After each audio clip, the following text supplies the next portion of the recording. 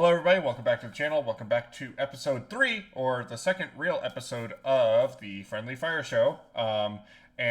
This one is bound to get heated. And one of us is going to die. Oh, really? Okay, good to know. He stopped Hopefully licking it's not me. himself. He stopped licking himself. Oh, he heard that. He was like, "Shit's getting real." Yeah. Oh, um, he's back to it. it's what he does 90% of the time. Um, Gotcha. We're talking about his cat, by the way. if you guys have only come to my channel for Braxton and the Friendly Fire Show, you guys probably don't know Momo. This is Momo. He's the bane of my existence, and there he is. He's doing what's he doing? He's getting up. He's licking himself in a different spot. All right. So let's just get into it. This is episode 3 or episode 2, really, of the Friendly Fire Show. And if this is your first time joining us, this is where Braxton and I try to make each other's life either better or worse based off of just giving each other shit to do. Like I said, somebody's going to die this episode. We don't know who. But before we get into any of that kind of stuff, let's just go over some stuff that we did this month since the last time that we talked. We've kind of already gone over somewhat what we're going to talk about, so kind of have show notes here. Going first here, I hiked a 14er. Braxton, you know about this. Oh yeah, I did. My dad came into town. Braxton and I live in the greater Boulder area, Boulder, Colorado.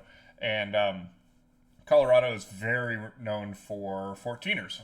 People come from all over to hike them and things like that. And my dad and I made plans earlier this year to actually have him come out here and then hike a 14er. So he came out for 4 days. I worked on Friday. He flew in on Thursday. He worked at my work. And True then story. He had like a whole gaming setup. It was awesome. yeah. Turbo monitor set up 3 different monitors. Exactly. He was the talk of the store for a while there. Um, and then we got off work and we hiked. We hiked all 4 days that he was here. He was here Friday, Saturday, Sunday, and then left on Monday. We hiked all 4 of those days. Each of them were like pretty rigorous hikes. So the first one that we did was Royal Arch here in Boulder. And that was one that Braxton had told me about that he wanted to do, and I swept it out from under him, and I said, I want to do that one, actually. But I was not aware of its game. So that is a rigorous-ass hike. Oh yeah. It's like, probably 4 or 5 miles or something like that. But it's like 1,500 feet of elevation gain. And it kicked my ass. Right off the bat, it was just like, I was like, okay, well, maybe I'm not set to do this 14er. Started to feel a little bad. But I had no idea how rigorous it was, like the stats of the hike, until we were doing the math for it on Sunday. And then Saturday, we ended up doing the 14er. There will be a video about it posted hopefully next week. I'm just in the middle of moving right now. That's why everything looks all weird in here. But so hopefully I'll have a video posted about the 14er. But basically we did Quandary Peak, which is just east, I think, or west of Breckenridge. 14,271 feet. It was 7 miles and 3,500 feet of elevation gain. And it was the hardest thing I've ever done, honestly. And it was just absolutely miserable. But it was breathtaking. It was amazing. We got to see some goats. My dad and I, we did the TikTok thing where we sang Creed at the top of the mountain. The "Hold me now, I'm 6 feet from," we screamed that into the mountain range.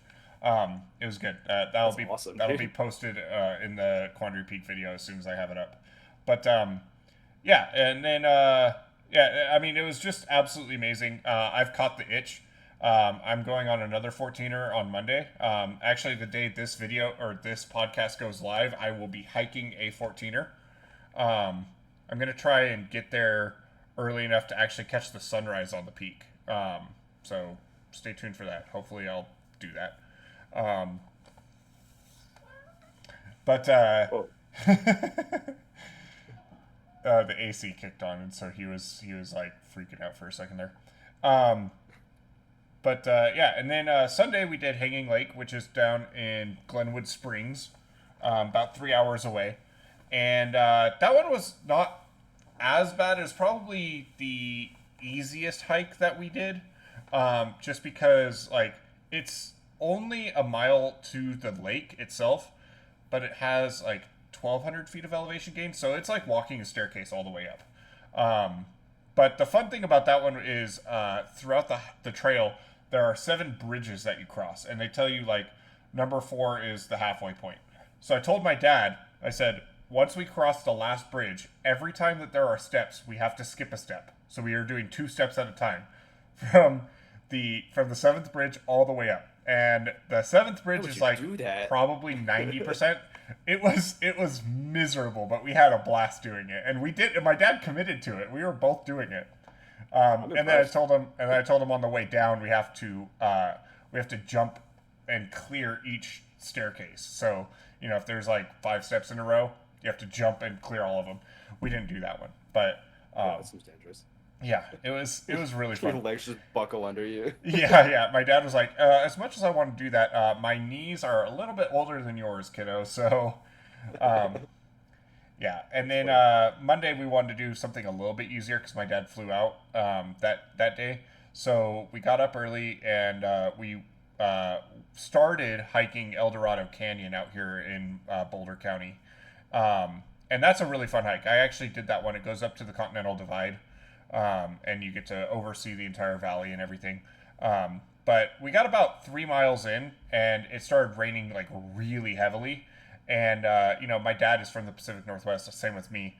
And he just looked at me. And he's like, "I don't want to be miserable. Can we just turn around?" So we ended up going back, and then hanging out and playing Magic the Gathering at my place until he left. So we ended up doing, I think it's somewhere shy of 20 miles of hike in 4 days, but then we did a whole mile of elevation gain over the course of the weekend.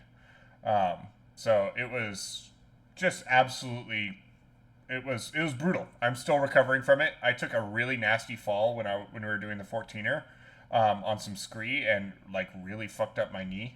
And it's just now finally showing the bruise. And I'm still working out too, so it's probably not helping the fact, but yeah. So that's the 14er, and my dad being in town and us hiking a bunch. So Braxton, what do you got next? Before I go into what I have, I wanna touch on your mountain experience. Oh yeah. This dude, he spent an entire weekend after, like the weekend after he got back. Every time he went up the stairs at all at work, it's like, "Oh, my legs!" It was really funny. I thought I got a kick out of it. Oh yeah, no, it was I was miserable. I powered through. I powered through, and I worked that entire week. And like Braxton and I, we work a job where we like are walking a lot. And thanks to Pokemon Go, I know that my standard work week definitely crosses 50 kilometers in 1 week. Yeah. But yeah, I was completely fine. Like I was a little stiff here and there, but anytime I had to like walk upstairs or walk downstairs, like my knees just like could not hang. I had to stretch every morning. Like I'm still sore. So. Yeah, oh yeah, I bet. All right. For me, I wanna first say, I forgot to tell you this, to write this down for your itinerary, so I'm gonna add a wild card onto here. Okay. Coolest thing I did this month, I went storm chasing. I saw a fucking tornado. Oh, that's right. I think I saw. Yeah. I think I saw like either your friend's post on Instagram or something, but I saw something and it reminded me of this story. This is the coolest thing I've ever heard. Mine was hiking a 14er. Minus that, of course. So I have a buddy who is a meteorologist and photographer. So you probably actually did see his Instagram post. But he is studying to be a meteorologist, and I think it was last week. It was last week, right? Yeah, yeah, yeah. Um, yeah. He shoots me a text and he goes, "Hey, do you want to come up to East Greeley tomorrow? It looks like there's going to be some really big storms. You might be able to see a tornado." Um, so obviously I'm like, "Yeah, of course I do, right?"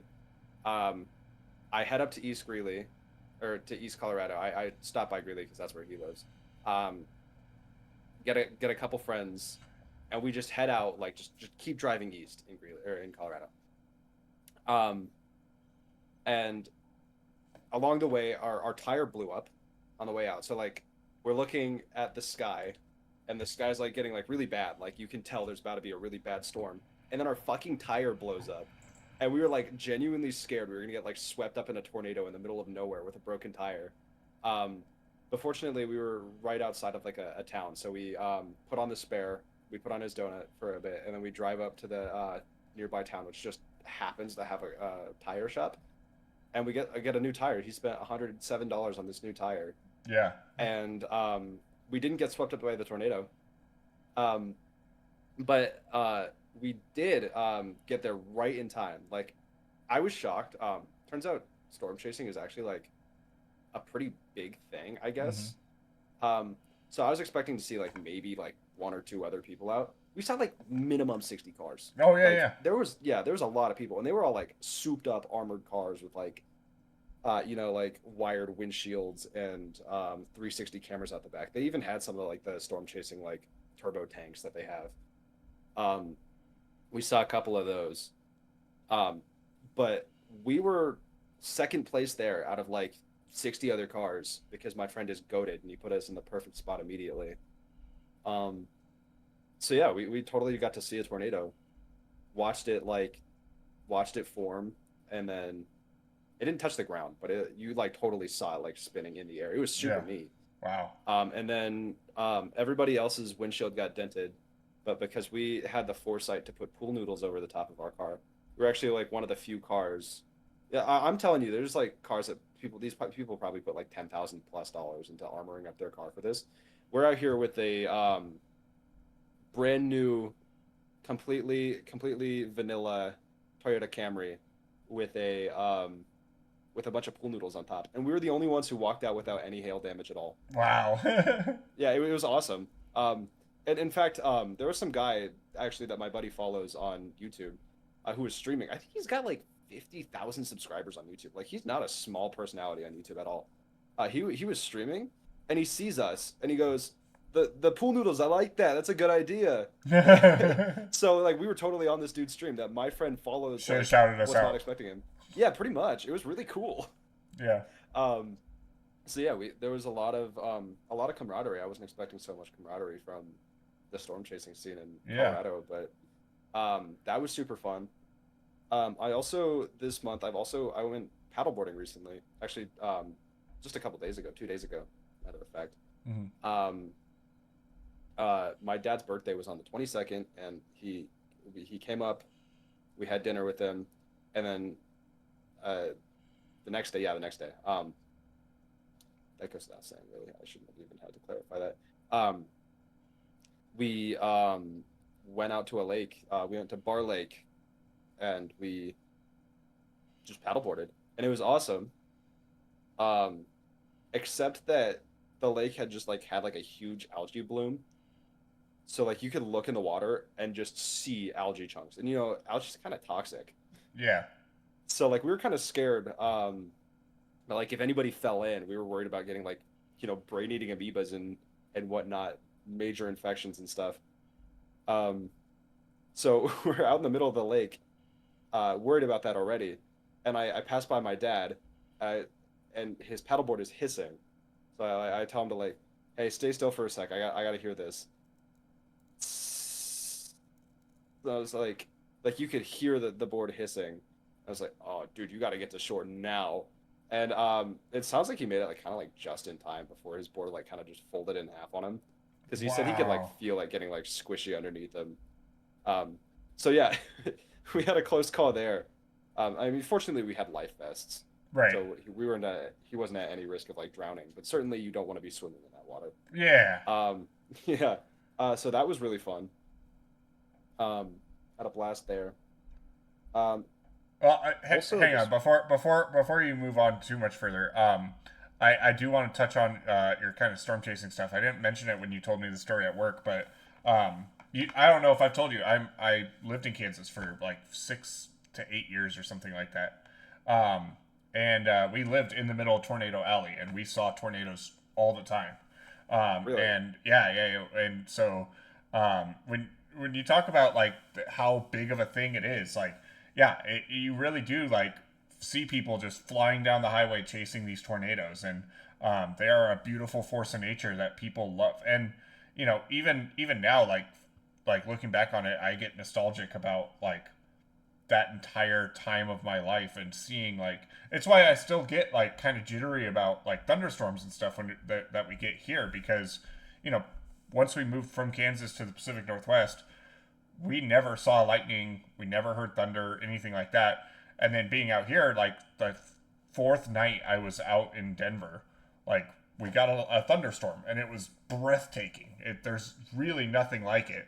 Um, and the rain coming down, the smell of the humidity in the air, and everything like that. It is really cool. And yeah, it's really fun to chase the tornado. Like we weren't professionals whatsoever, but like there were times that my mom, bless her soul, she would uh like load us up and we would go chase a tornado.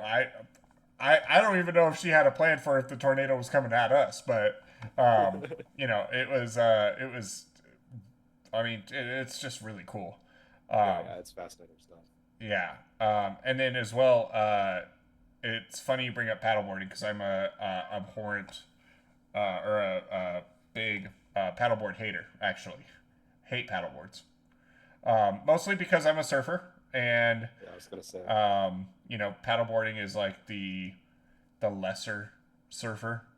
Yeah, Um, absolutely. but out here you can't surf, so paddleboarding will have to do. And I just wanted Oh to yeah. throw that in there. That I forgive you. You forgive me, huh? That's good to know. That's good to know. Get glad I'm but back in your good graces on but paddleboarding. here in December when I recommend you surfing, you'll see that you're just in the wrong. In December, huh?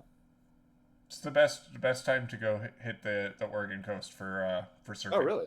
Yeah, Oh, is I guess I winter. shouldn't be surprised. It's like that in a lot of places I've been to that do surfing. I shouldn't Yeah. be surprised.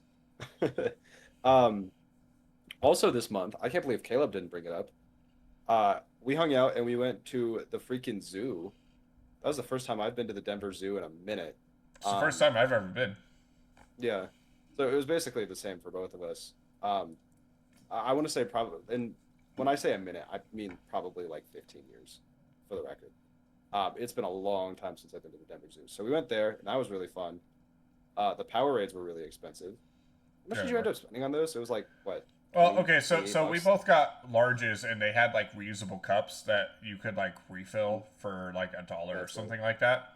And each cup with its fill of Powerade. I mean, Braxton and I. First of all, I want to start from the top of the day here. Braxton and I were planning to go to an amusement park. There's an amusement park Sure. in Denver called Elitch Gardens. I had never been. Braxton hasn't been in years. I bought season pass tickets because I really wanted to go. I love roller coasters. So we plan on it. We both have Monday off. So I go pick him up. We get in the car. I navigate to well, actually first I go to pick him up. He hijacks my Spotify and plays Hotline Bling by Drake, and then comes waddling out 2 minutes into the song. Um, Waddling. yeah, because I was sitting in there for a second. I texted you, but I never got a response from you because it didn't send all the way. Yeah, And yeah. then like 2 minutes into the song, I'm like, why is there hot like I know this is probably on my playlist somewhere, but why is it playing right now? Um, and then he comes out and he's like, hey, what's up? And I'm like, oh, you put this on, okay. So then Oh I yeah, go to navigate absolutely. to Elitch Gardens, and it's like, oh, it's closed today. And I was like, the fuck do you mean it's closed today? So I look it up. Yeah, sure enough, it's not open on Mondays until literally Memorial Day.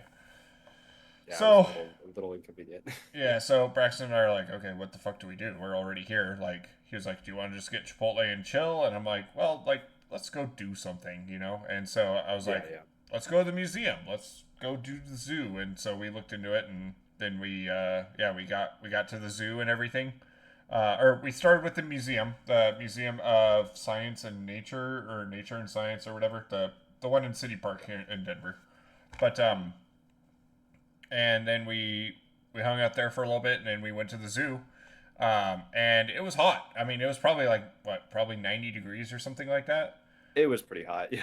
Yeah, and I mean, Braxton and I were walking around all day and all that other stuff. So there was a point where like I'm like, hey, like let's just chill and hang out for a second. And we're sitting there, and I'm like, I could really go for like just some fucking water or something. We both didn't bring our water bottles, so we go up, and I'm like, I just need some electrolytes. I'm just gonna get a Powerade. They sell us the Powerades for $10 or $12 a fucking cup. It was something nuts like that. Yeah, but we got the reusable cups, so you know that's True cool. story. When we go back in like 6 months, we'll get free refills or something like that. So No, it was nuts. I remember because Caleb offered to pay, and and I remember being like, "Oh, thank you," expecting it to be like what, $10 tops. right, And then this guy hands out the drinks and he goes, "That'll be like $28." What? Like like yeah, I was shocked about that. But that was cool.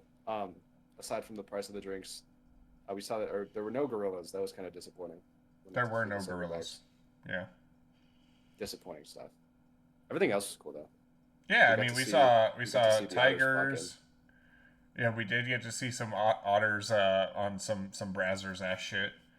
Um, It's pretty crazy. There was a kid that was like right in like the viewing area, just staring at this happening, like Yeah. point blank, like maybe literally like a foot away. yeah, he was getting a lesson. Yeah, it was really funny. He was getting the like- Discovery Channel experience right there. If you only knew what was going on right now, kid. It was really funny. Yeah. What was your favorite like exhibit that we saw that day? I'm gonna guess the aviary. Of course, of course. Yes. You know, new podcast, new co-host, and the torment never ends. Yeah. Ladies and gentlemen, I am scared shitless of birds, and Braxton dragged me into not one but two different aviaries, I did not drag you into there. You dragged yourself into there. and I was assaulted by a bird in both of them. That's true. Actually, that is true. We walked into the first one and there was like a bird that just like appeared behind him and kind of just like flew like right at him basically. Yeah. Yeah. I mean, yeah, It was kinda it weird. like walked directly at me, and like if I didn't stop, I would have punted the damn thing. Yeah, this guy he's got a bad track record with birds. Apparently, they sense weakness. The best part is this is something that happened with Zach too, where there was a point where Zach and I were at my place of work in Portland, and we are drinking wine on the patio, and he is watching me watch these birds because Portland has a notorious bird problem, crows specifically, and I'm watching these birds like fearful, like just jittery the entire time, and he's like, "Oh no, this isn't an act. You actually are terrified of birds." And he reflects on that all the time, and you had your moment finally where you got to be like, "Oh no, this isn't an act that he puts on. Like this is actually legitimately like the scariest thing in the world." Yeah. For the record, you said I dragged you in there. I want to clear up the air. You said you were gonna go in there, as we're by the aviary. I was more than willing to be like, "Hey, we don't have to do that." No. Okay. Let's keep the record straight. And then this guy goes, "No, let's go in the aviary. Let's do it. I can do this. You want me to go in there, right?" And Let's keep the record straight here. You were like, "Oh, that looks cool." Like, and I was like, "That's an aviary. Like, me and aviaries don't really, you know, we're not really a thing." And you were like, "Yeah, I like birds. Like, I like birds." So at this point, I'm feeling guilty because now I'm like, okay, I'm keeping Braxton from an exhibit he really wants to see because, you know, I'm afraid of birds. So you guilt tripped me into going. So you didn't drag me. You just dragged my emotions through. Okay. But as my favorite exhibit, like actually, not joking about the aviary, that kangaroo exhibit where you could just go in there with the Oh yeah. With the it was kangaroos and what were the other ones? Whatever they were. yeah, I can't remember what they were. wallabies. There's just like yeah, wallabies. It was just like free range. Like you could just go in there, and they were just like kind of chilling without a fence between you guys. Like they were Yeah, just there, yeah. and like they don't go up to you or anything. Like they're not gonna go say hi. You can't feed them, because they're natural inclination to keep their distance from people. But like it was super cool that they're just there. And if you brought your little kid, you would totally have to like dive to stop your kid from running out and touching the kangaroos. Right. It was really cool. Yeah. So I think that was my favorite exhibit there. I actually really love the rhino.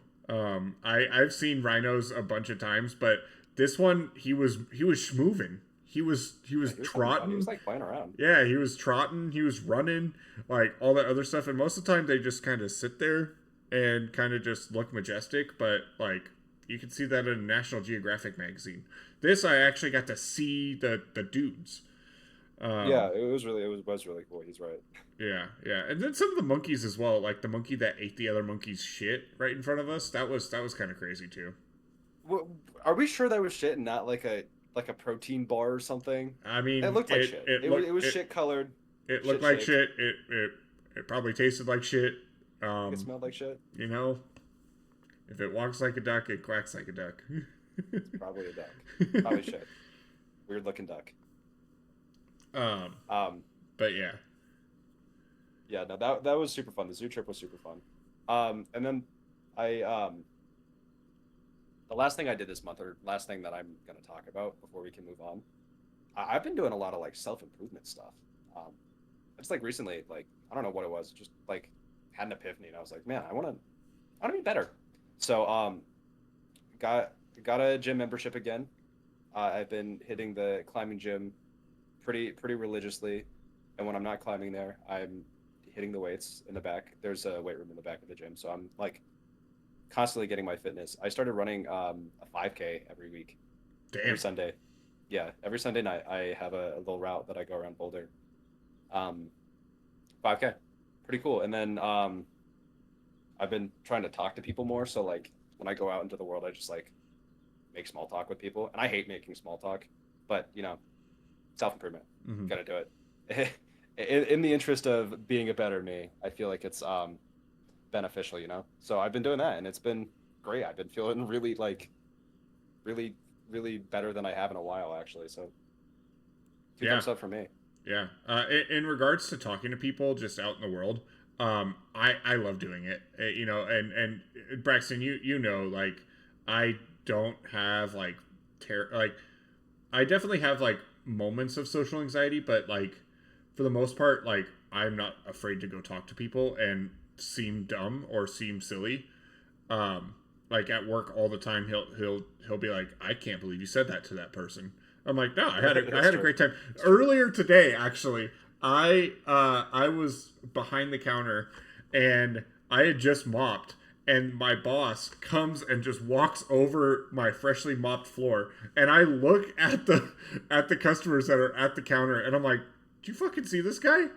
That's my boss. He just I just finished mopping, and he just walks. And did you drop the F-bomb to him? No, I didn't. I didn't say the funny. F-bomb. No, but I was like, can you believe this guy? And then that's our really boss, funny. Like, he's like walking by, and he looks back, and he smiles and everything, and I'm like, yeah, I love doing little quips, and it was something I noticed. You know, later we'll talk about my time at Elitch's, but I made like little quips with people all the time, like. I love like being in the grocery store and like I'll be at Costco and I'll grab something from one of the cold cases. I'll grab like my yogurt or something, and somebody will be right next to me and grab the same yogurt, and I'm like, there's some ancient proverb about great minds and thinking alike that we should use right now, or some like people love that stuff. It doesn't need to be like catcalling somebody all the time. It's just you know, everybody is kind of in their own world that by like interacting with somebody in the world, like. It's not even to hold a conversation. It's just like, oh, it's just pulling them out of their world for a second. They're like, oh yeah, there's other people that exist Yeah, here. yeah. You know? Yeah, it's nice to have a small conversation every now and then. Yeah. I mean, my problem is I hate being like I hate accidentally locking myself into a full conversation, like a full hangout with somebody that I wasn't planning on, because I really do like my like alone time. Hmm. Like when I'm out in the world, I do actually like being alone out in the world. Um, but yeah, no, every now and then it's like you forget what it's all about, and you're like somebody talks to you, and you're like, God, it's so nice. Right. What a good day to be alive, right? So Yeah. I've been trying to be more. I don't want to say social because I'm I don't struggle being social. It's just like the getting over the because nobody's gonna turn a one-off full quip into a whole hangout. They're not gonna follow you Exactly. around unless they're a weirdo. So I've just been trying to like break out of that fear, I guess. I don't know what I would call it, but Yeah. whatever that is, I've been trying to get out of that habit, and it's been really helpful for me. So Yeah. Well, I have a few other things that happened over the last month or so. First of all, like I mentioned earlier, I'm moving currently. Um, I found an apartment that was just unbelievable. The second I saw it, I was like, oh, this has got to be fake. I downsized to a one bedroom. I was in a two bedroom, but this is just so much better. It's significantly cheaper, but also like the apartment itself is like really nice, and it also has sick amenities. Like I have a gym here um, that has a year-round pool, heated spa, um, and yeah, I have a garage for my car. Like it's in a really nice area as well. So um, I've been moving over the course of the last week or so. I didn't have like a dedicated move day. One day was like dedicated to like all my furniture and stuff. So like the desk that I'm currently recording with, the bed, and stuff like that. But then other than that, it's just been like pieces at a time. Every day I get off work and I just like swing by my old apartment, load my car up, bring it over here. So what you're not seeing is that my living room right outside that door is just packed to the brim with shit right now. And today was supposed to be the last day, but I'm gonna have to go back tomorrow after work and finish it. It's just like a few small things left, but tomorrow's definitely the last day. Momo's happier, and that's pretty much all that matters is that Momo's happy, because he's got to be here all day. I get to leave for 8 hours. sure. And Hey, I want then to say this. I want to say yeah, this while we're recording, just so I don't forget later. If you want help moving, give me a call, bro. yeah, I'll yeah, help you. yeah. It's funny because you did offer, and I thought about that while I was moving my furniture because I fucking hate moving furniture. But I did it alone before. I did it alone this time. I also did that while I was still super sore from hiking the 14er. See, I just don't know why you would do that to yourself. Yeah. Um, No, seriously though, give me a call if you want help at any point. it's done. Oh shit! I thought you said there was stuff to unpack. Yeah, stuff to Oh, there's unpack, no unpack. obviously. Yeah, but I'm not Yeah, gonna make I you guess that's touch my women's undergarments that I keep stashed here. Um, what? Excuse me. Where you get those? the women's undergarment store, Victoria's Secret, obviously. Okay, well at least you're not like getting it from like the locker room from the gym or anything. That's better. Oh yeah, yeah, no, no, no. Mostly just like in gutters and stuff like that. Oh, Um, gotcha, gotcha. Trash cans and whatnot. yeah, yeah. You discarded once. Yeah. That's fucking gross, bro. That is disgusting. The other one of the other ones I did was this last Monday while Braxton was paddleboarding. I went to Elitch Gardens finally, and I'm only going to touch on it for a little bit because Braxton and I have plans to go later this summer, and I want that to be its own little thing. We have some content that we want to make with it and stuff like that, but it was great. It was super fun.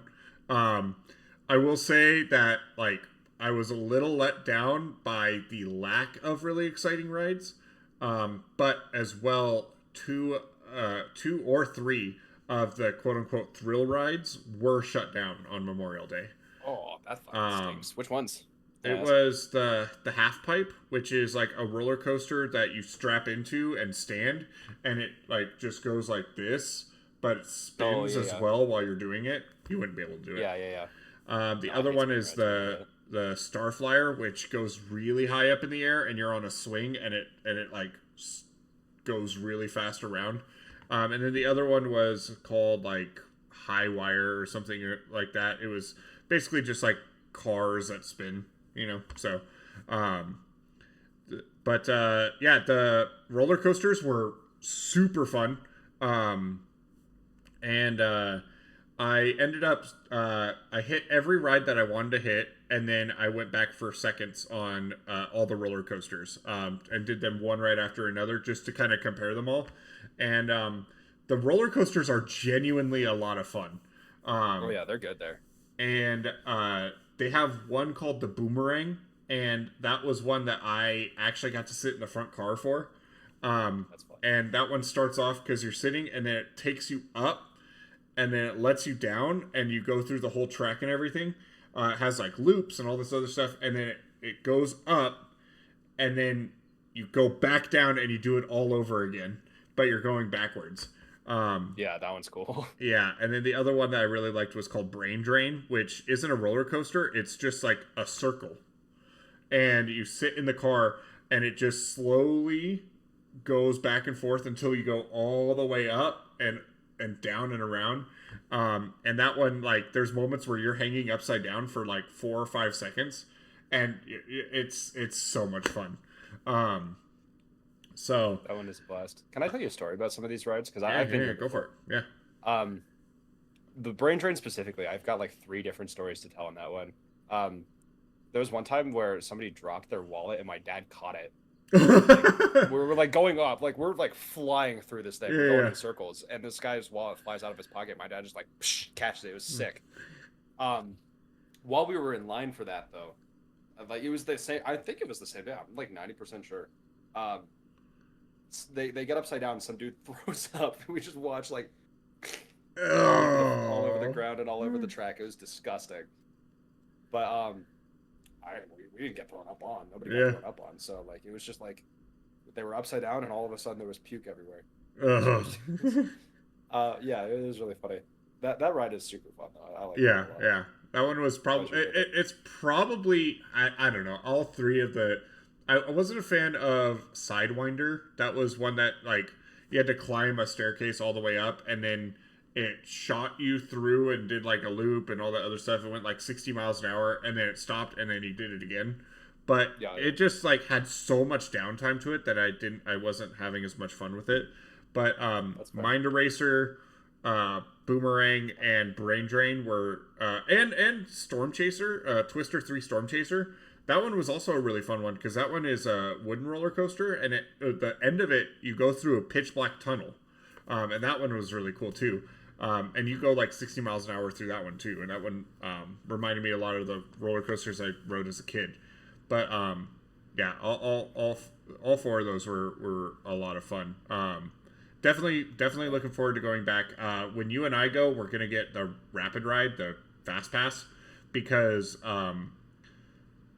in the beginning of the day, I was able to go through the lines pretty quickly, but once kids started to get in and stuff like that, like I was waiting 45 minutes in lines and stuff like that. And, you know, it was Memorial Day, but I just like, when we go, especially because you can't do spinny rides. We gotta get our money's worth somehow. We're gonna do Mind Eraser 5 times in a row. Yeah. We're doing Rapid Ride, and we're like, it's going to be like 3 hours straight of just every roller coaster, one ride after another. Yeah, no, it's going to be super fun. I love those throw rides there. Yeah. I can't wait for that. And then the last one I have is actually kind of solemn. And that is Destiny 2. Braxton, have you ever heard of Destiny, the video game? I have. I feel like I know where you're going to go with this. Yeah, so I've been playing Destiny for a very long time. I got it on release day back in, what was that, like 2013 or something like that, maybe 2014. I was a senior in high school when this game came out, the original one. I bought it for the Xbox 360, and I had to buy Xbox Live for it and all that other stuff, and I played so much of that game. and then I kind of fell off and came back in, came back out, and just kind of had moments. You know, it's like an MMO where I would jump in, jump out, jump in, jump out. I recently have been playing again with my sister and my dad. It's a blast. I mean, it's like playing Halo but multiplayer. I mean, more, you know what I mean. But Yeah. No, really on camera, buddy. But recently, this is probably like 4 days ago, as at the time of recording, they announced that they're shutting it down. And they're not going to keep updating it. The last update is coming out on June 9th, and it's going to be a huge update, but that's it. Game's just going to be put on life support. The servers are going to stay up, but they're not going to make any more content. There's also no plans to make Destiny 3 and stuff like that, and it's surreal. I mean, like, I haven't been playing Destiny all that much in the last couple of years, but like, it is still a quintessential video game for me, and a game that I spent a very long time playing. It's crazy. It's crazy that it's ending. It's 12 years strong at this point. But I've been getting a lot of TikTok videos recently of people like talking about, I started playing this game when I was in elementary school. Now I have a kid, and stuff like that. Like these kind of games, these long running games, are just absolutely crazy to think about the longevity of. So it's such a bummer that it's shutting down. I did know you were going to go that direction when you said about Destiny. Yeah. That is really sad. Stay tuned. Destiny is in the pipeline of recommendations for Braxton. So it's really okay. So we'll see how long it takes, or if the game will still be around when I'm ready to give it to him. But that's kind of what I did this last month. And Braxton, was there any other big things you wanted to talk about? There is one notable thing that's missing, and I have to apologize to Braxton. I was not able to finish Invincible. Aw. Yeah. Oh, bummer. Yeah. We would have had a little segment about talking about Invincible on this podcast, but it basically came down to the wire yesterday, and I wanted to catch up on watch all of season 1 of Sword Art Online, since it had been a decade since I'd last seen it. And I wanted a relevant discussion for this, and I didn't want to taint the product by trying to push through 2 shows. I'm already sleep deprived by staying up and finishing Sword Art Online last night, so trying to push through the last night. Did you finish the whole season? No. Last night I was about halfway through the end or the second part of the season. And so I had like 6 episodes I binged through. But Gotcha. like, that was after I was at the gym and moving and all that other stuff. So yeah. by the time I got done, it was like 1 a.m. and I have to be up at 5 to go to work. Yeah, so for sure. I understand. So next month, depending on how much workload that Braxton gives me with this recommendation, this month is looking a lot less busy. So I will be finishing Invincible. So look forward to the season 4 Invincible talk next month. Yes. That being said, I've only waited 2 months for this. Yeah. That said, Braxton, was there any other big things that happened this month you wanted to talk about? Not that I can think of. I'm sure I'll think of it the moment we move on. It happens. Go back, but again, that's fine. Yeah. So moving on. We have a tradition on the show.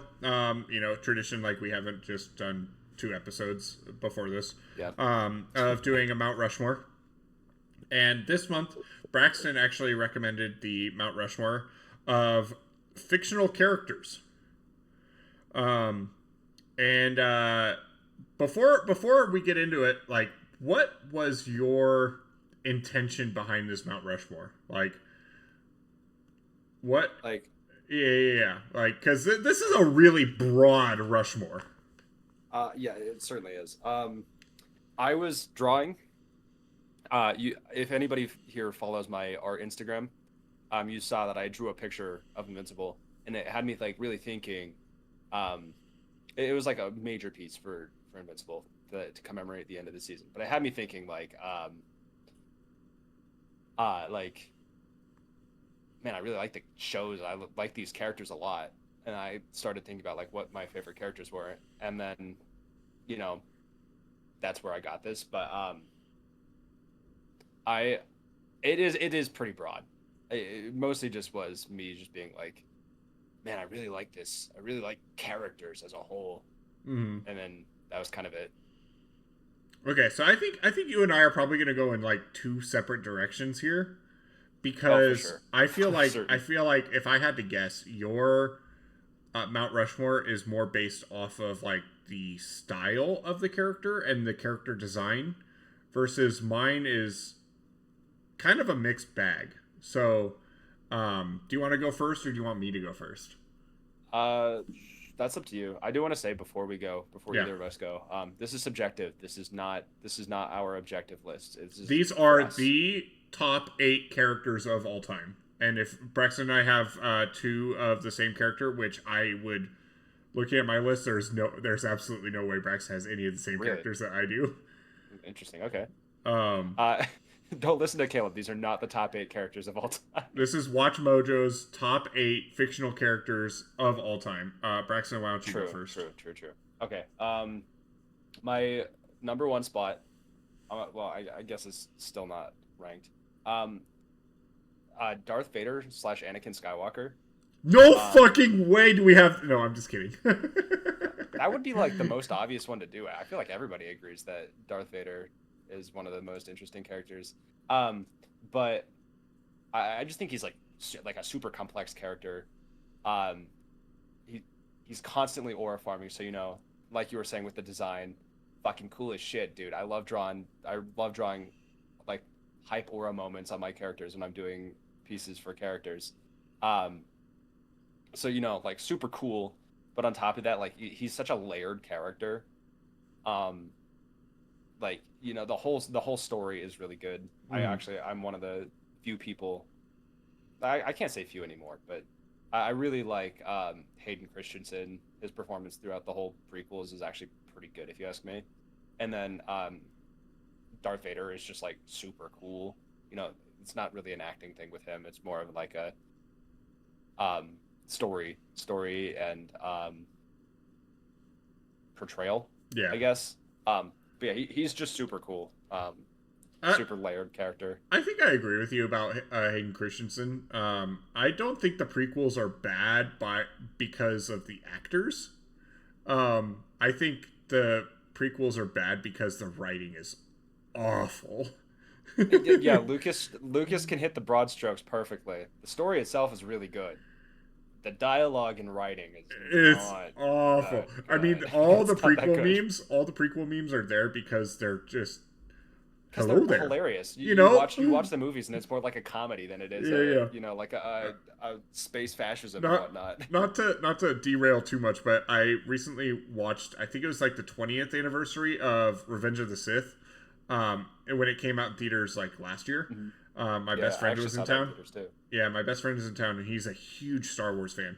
And so we went and watched it, and I was just like, "Oh, this is so much worse than I remember." Oh yeah, I was fortunate enough to have not expected it to be great because I'd seen it recently. Oh yeah. Um, but I want to know your thoughts on this actually on the fight between Anakin and Obi-Wan at the end of the movie. Were the lightsaber flashes like too bright for you? I Like when didn't they have when any they problem collided? with it. I didn't have any problem Huh. with it. I remember watching that and just being like, God, my eyes. Like I couldn't focus on the choreography because every single time their lightsabers collided, it was like a flashbang in my face. Yeah, I don't remember it being anything notable. Huh? Maybe my theater was just like weird. I don't know. Okay. Anyway, that's all I'm gonna say about Anakin Darth Vader. Second place, Spider-Man, slash Peter Parker. This is my favorite Is this your superhero. goat? First of all, yeah, this is my goat. Just not Andrew Garfield. Um, no, I just like Spider-Man is the character who inspires me most. Like, I'll be going about my day, and suddenly I'll be like, what what would Spider-Man be doing right now? You need to play He way wouldn't more be. He wouldn't. pranks. he wouldn't be doom scrolling reels. He would be helping people, and it's, sometimes it gets me out of bed or whatever, and it's like, I don't know. I just find like the indomitable human spirit that Spider-Man personifies, I guess. I find that really inspirational. I think that's like as a dynamic of like just getting up no matter what. And they say it in Spider-Verse, I think, where it's like, no matter how hard I get hit, I keep fighting because I'm the one and only Spider-Man or something like that. And like that line is just like, I think it sums up his character so well that he keeps fighting no matter what. Mhm. And I think that's, even if you're not taking it objectively, where he's fighting a battle against supervillains, keep fighting in your everyday life. I find that like super inspirational, So he's for sure one of my favorite characters. Definitely my favorite superhero.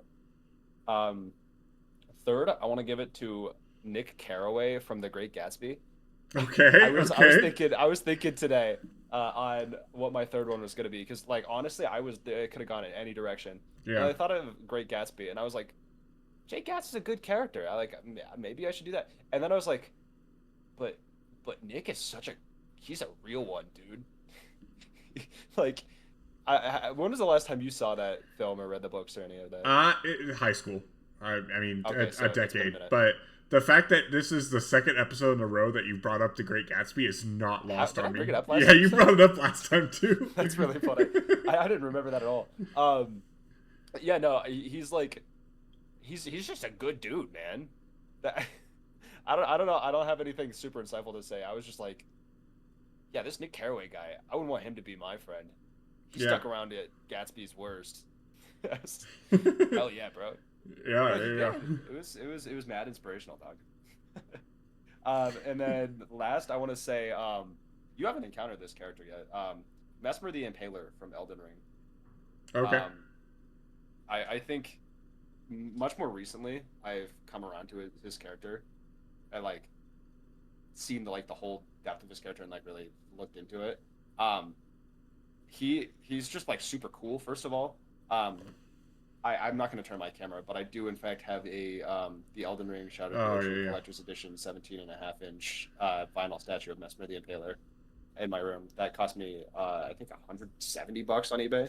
So I didn't get the collector's edition when it came out, but it was expensive, and I think that's the coolest thing I have in my room. So I'm happy about that. The character's just like super cool though. Like his whole story. I don't want to spoil it for you because you're still playing Elden Ring. If you ever get to that point, I think he's whenever whatever we're gonna do here. Foreshadowing the recommendation already, are we? Yeah. You have to play the entire Elden Ring DLC. That's my recommendation. You have to, in fact, you have to finish the whole game. I want you to spend 100 hours on this. Start from nothing. Yeah. Start over. You have to 100% the game. And also finish Invincible. Yeah, true. And to finish Invincible. No, so Vesper as a character, I just think is like super compelling because he's like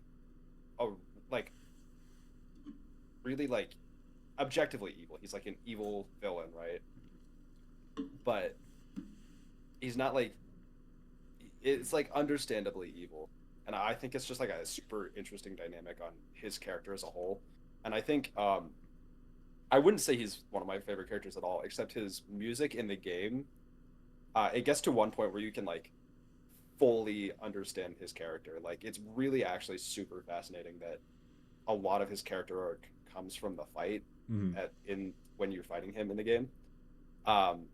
I find that like fascinating, and I think the OST just like does such a good job where you can like really see where he is at, like where his mind space is as you're fighting him. That's one of the only soundtracks I've ever listened to where I'm like, man, this is like emotional, not like in a Minecraft like a nostalgic Volume way. Yeah, not like Minecraft Volume Beta. But it's just like one where you can like feel the emotion. Like you could feel. I think it's Tsukasa Saizo composed that one.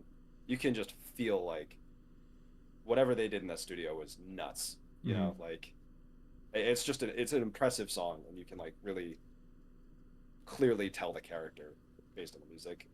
And again, his story just as a whole is super cool. I love his design.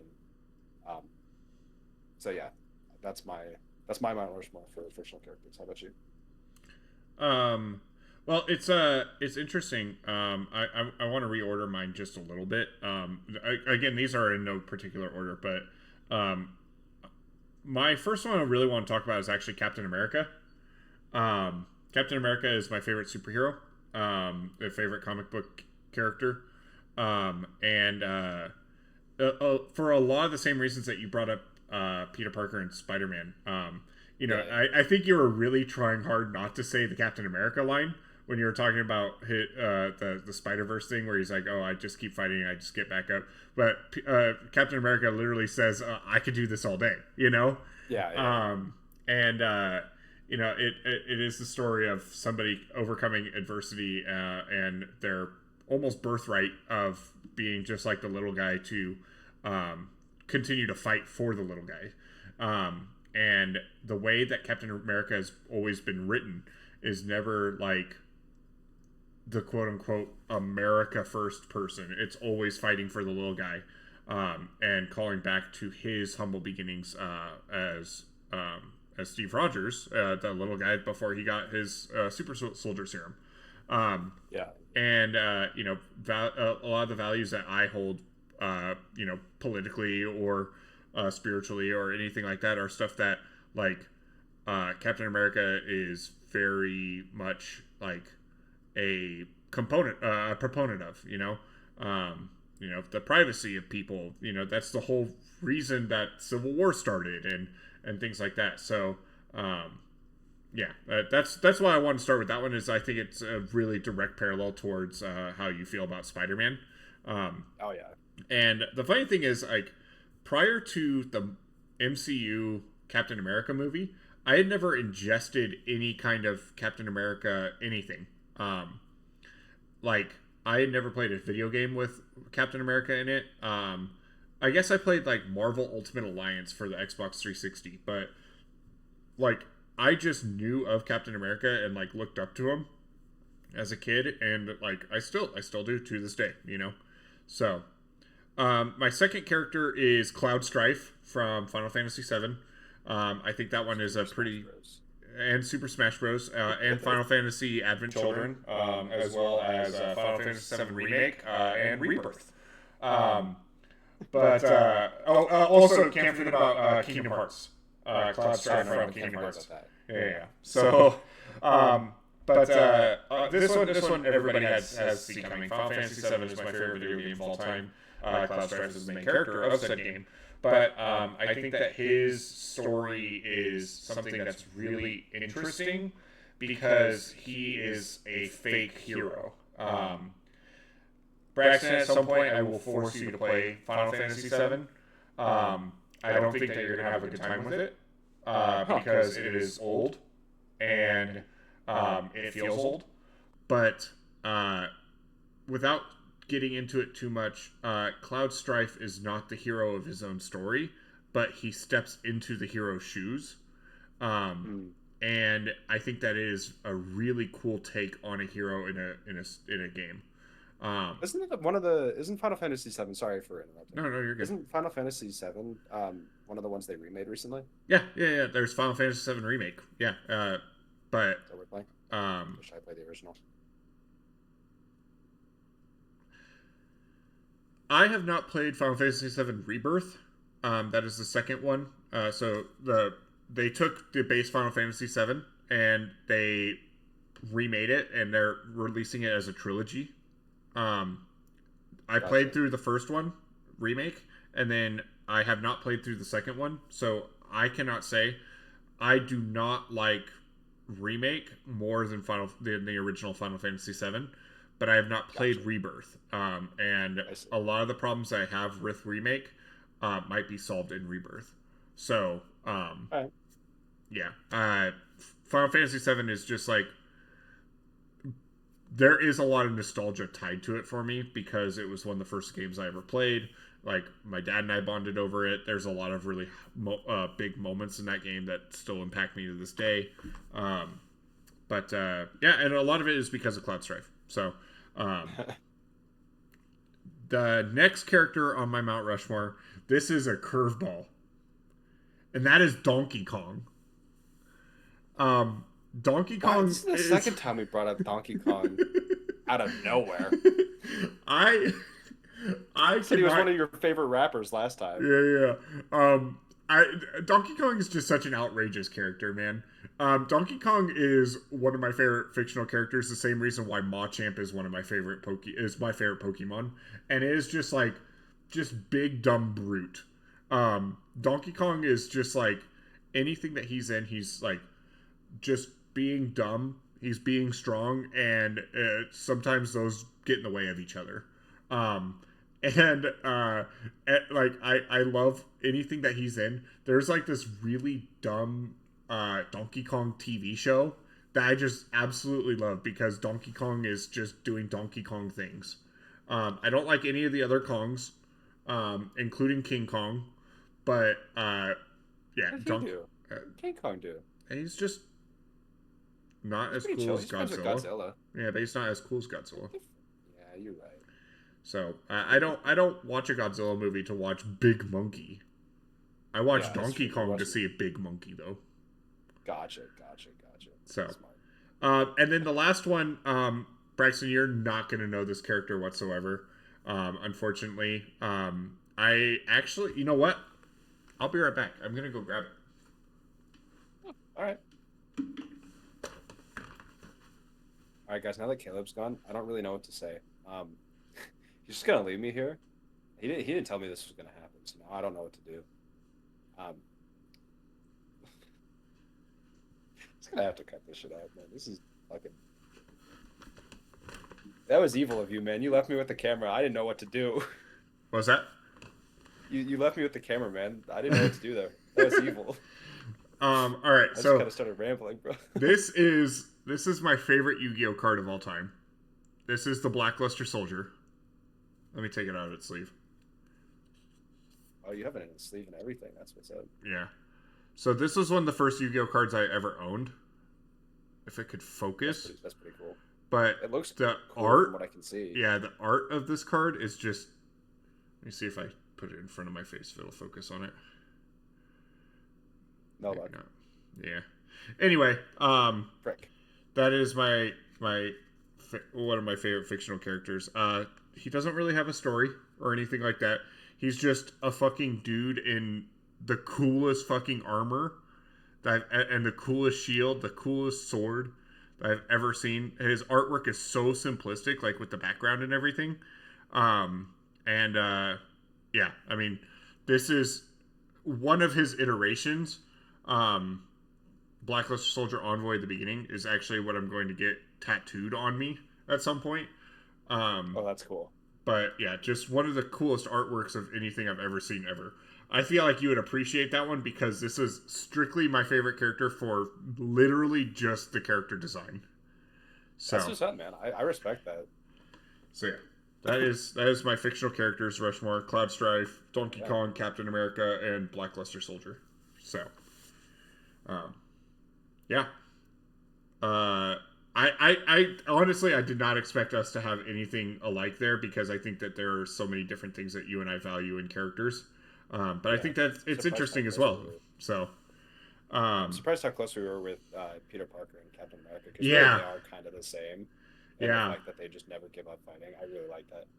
Actually, I wanted to ask about Donkey Kong. Yeah. Did you like Seth Rogen Donkey Kong in the Mario movies? Did you? I ever didn't see watch the Mario it. Movie? Didn't watch it. Oh.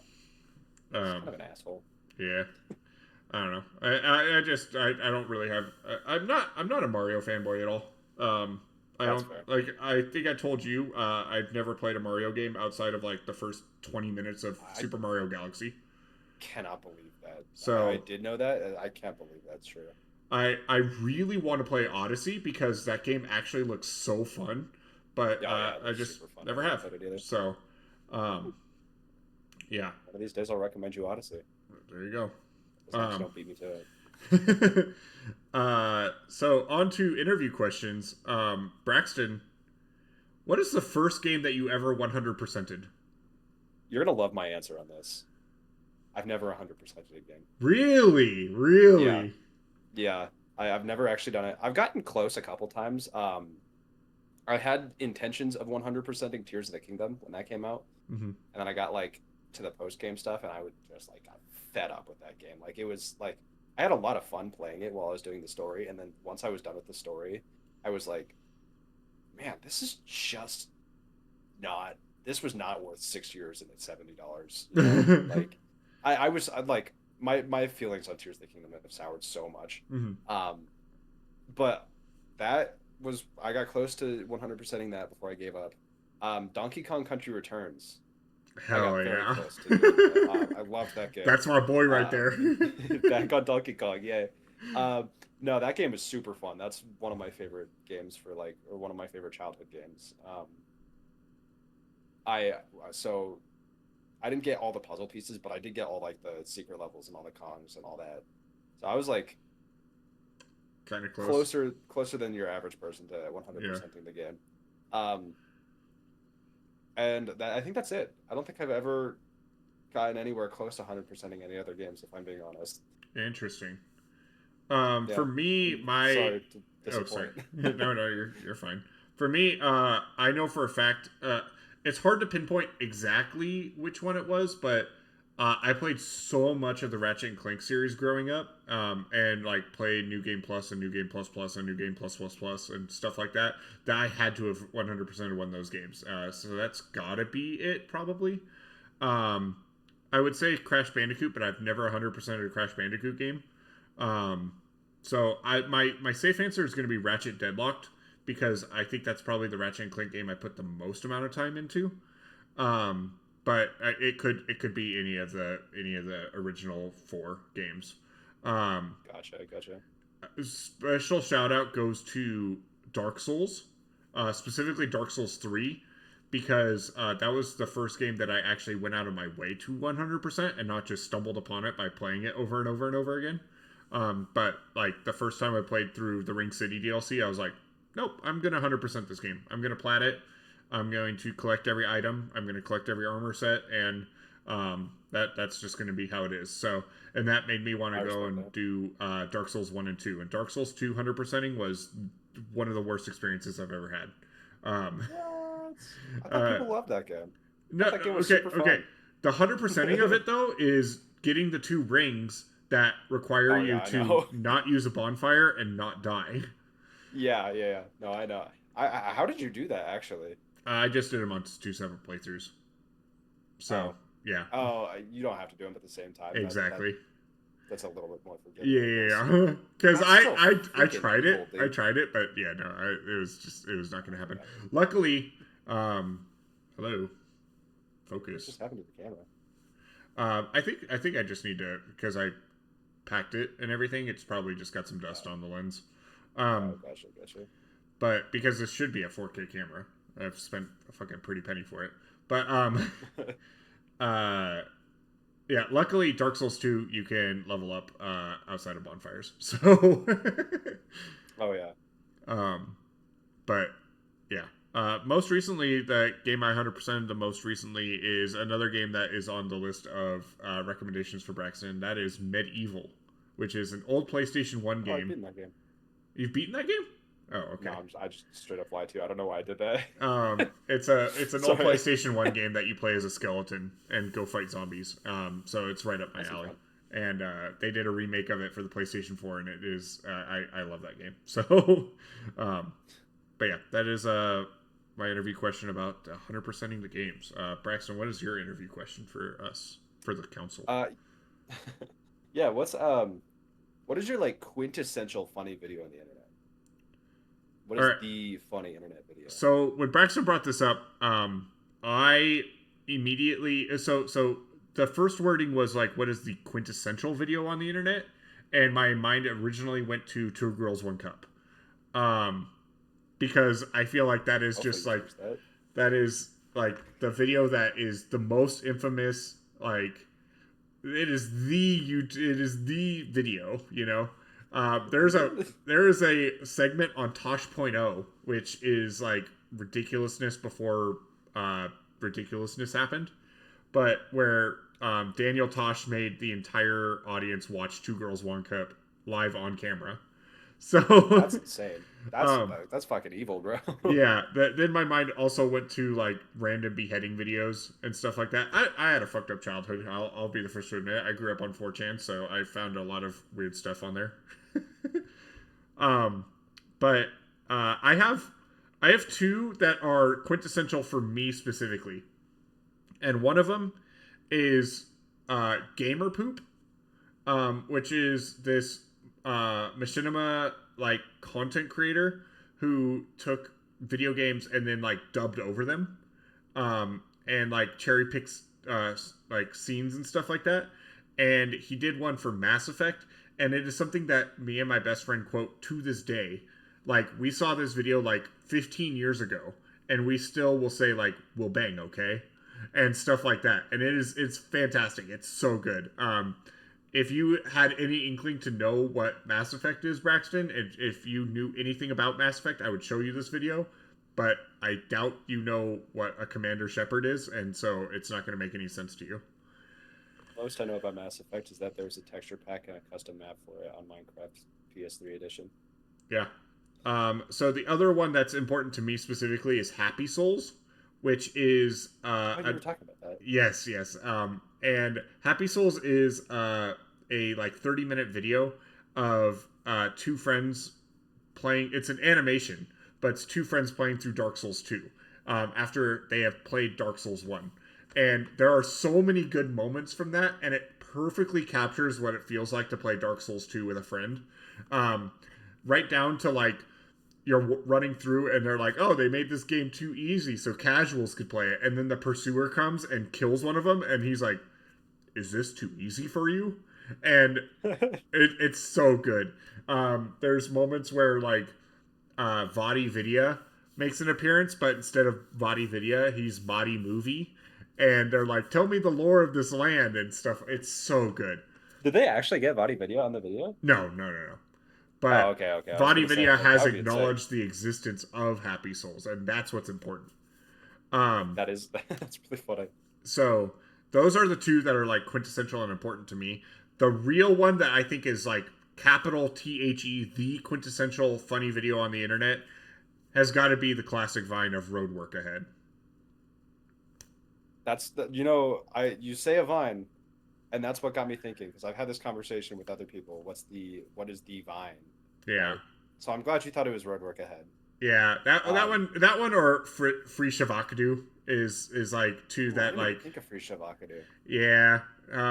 Yeah, there are so many quotable vines. I mean, there's like Seriously. look at all those chickens, you know. Yeah. But I think this is definitely an interesting question to pose to you and me because we are of two different generations of the internet. Yeah, two completely so different I times, really yeah. want to hear what your answer is. Okay, so I also have a couple answers. First of all, I did actually write a Vine. I do have Ayo the pizza here.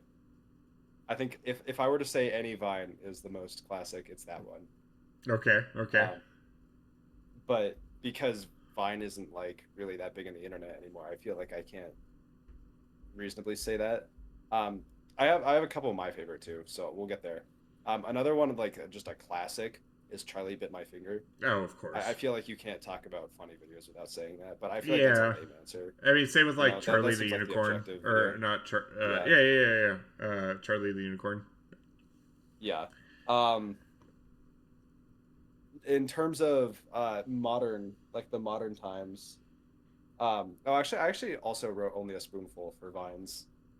The King Bach. I don't know that one. You haven't seen that one? No. Surely you have. The comically large spoon. Maybe I don't know. Maybe not. Funny. When Vine was big, I was in high school, but I did not have Vine installed, so I did not like. Right now, we're living through the golden age of TikTok or whatever, or maybe like just passing through it or something. But like I'm on TikTok, but Vine I was not on and did not like interact with it when it was in its prime. Yeah, I gotcha. Okay. I have another video that this is one of my personal favorites. You ever seen Turning a Sphere Inside Out by Hugbees? No. Oh I God, recognize the hilarious. name Hugbees, but Um, I highly recommend. Actually, I'm changing my month's recommendation to watch that video. It's a 30-minute video. Like it is so funny. Actually, I'm gonna tell you only the broad strokes, so I as mean, to not just link to. it to me. I'll watch it after this. Or Yeah, I'm gonna at do that some right now then. yeah. Yeah. Um, it's one of my favorite videos ever. It's so funny. I feel like I would Um, also be remiss, and also I'm terrified to not bring this up because Zach is somebody that terrifies me. My other podcast co-host. Um, so I have to bring up Dracula Flow um, as something that is a quintessential funny video. Dracula Flow is Joji of Filthy Frank fame. Oh fuck, I totally forgot about Filthy Frank. Oh, that might change my answer. oh really? There's a lot of like really classic Filthy Frank moments. That's true. That's Like true. it's just a prank, bro. um, I forgot there is a lot. You're right. yeah, but Joji of Filthy Frank fame gets this like random guy and like dresses him up like Dracula and writes a bunch of like really silly lines, and the guy just like recites them for like 10 to 20 minutes each, and it's so good. Like That's really funny. it's one of Zach's favorite things, and we quote it all the time on SCPod now.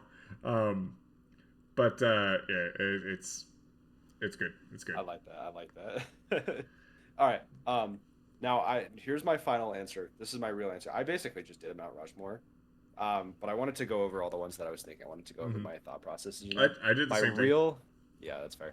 My real answer is gonna be early stream of 2021 iShowSpeed live stream. Um, to this day, to my knowledge, this is the only Twitch stream in history to have a perfect 10 on IMDb. What the fuck? Yeah. That's a true story. I think of any modern day internet thing, early stream by iShowSpeed has the most like relevance. Like pretty much any clip from that stream you could show to somebody on TikTok and they would be like, "Oh, that's a classic. Love that video." It's I've never heard of this. honestly, check it out, man. Just watch the whole VOD. It's Interesting. it's got a lot of really funny moments. I don't Are know. Do you know any iShowSpeed? No, Like anything about I him have at all? heard the name, but he is up there with like the Kai Cenats and stuff like that of like Twitch streamers that are wildly popular right now that I know nothing about. Like I told Yeah, you that's fair. in at work the other day, the only like relevant streamer that I know anything about is Queso. Gotcha. Yeah. So unlike Kaisenet, iShowSpeed is like actually just a genuinely funny dude. And this early stream, he was just like playing Fortnite, I think. But there are so many clips from it where it's it's just hilarious. There's throughout the whole thing, it's just a constant banger after banger of funny like clips that are still like relevant to this day and Mm-hmm. like funny reaction gifs. Like if you go through an Instagram comment section, you basically will guaranteed see a clip from iShowSpeed's early stream, like Interesting. in the gifs. Mm-hmm. You know the one where he's like trying to hide his smile. Have you ever seen that? Where he's No, like, I don't even know what the guy looks like. oh, really? Maybe you would if you saw him. Yeah, maybe. Yeah. Um, I think in terms of relevancy today and the modern age, I think that might be actually the most quintessential video. That's interesting. That's interesting. It kind of reminds me of Moist Critical and some of the moments that like people use in like YouTube compilations where he's like, "Woo!" and stuff like that. Yeah. It was a misinput. It was a misinput. You Yeah. called the fuck down. It was a misinput. He's pulling his cock out. Yeah. He's got a lot of classics too. Yeah. Actually, now that I think about it. Moist Critical is somebody that I have been watching since I was in elementary school. So yeah, I have a big soft spot for that guy. If he turned out to like Watched him be in since the elementary school? yeah, back before he had, like showed his face on stream and like he did like Gears of War Really, content. you're like a real fan. Yeah. So but yeah. So I will always if he turned out to like be in the Epstein files, I would probably be like, well, maybe the Epstein files are kind of a joke. Moving on. Go there. Braxton, are you familiar I with don't know. the YouTube playlist of important videos? I don't think I am actually. Okay, so there was this point. I don't know if it's still around anymore. I can't check because my stuff is set to capture and stuff like that. But Gotcha, um, gotcha. there was this playlist that was like 100 plus videos, and the playlist was just labeled important videos, and it was like just funny videos and like quote unquote quintessential videos from around YouTube, and it would always show up in your recommendations. You'd be watching some unrelated video, like it could be a Wendigoon video about like the fucking Unabomber, and then over here it'd be like important videos playlist, and it had like just so many good things, and I would go through and watch them sometimes, and this question reminded me of it. Like this is something that like if you googled important videos playlist, like there is lore about this. Huh. So Interesting. yeah. That's really interesting. So um but yeah, Braxton, I think it's time to move on. Yeah, I think it's time for the major section. Yeah, the Yeah. major segment of the show. So before we move on, let's get a word from our sponsors. Why don't we? We have sponsors now. No, we don't. I was gonna say like, But what's going on? I am going to trim this part out and then just put like a clip of me telling everybody to go subscribe and go follow us.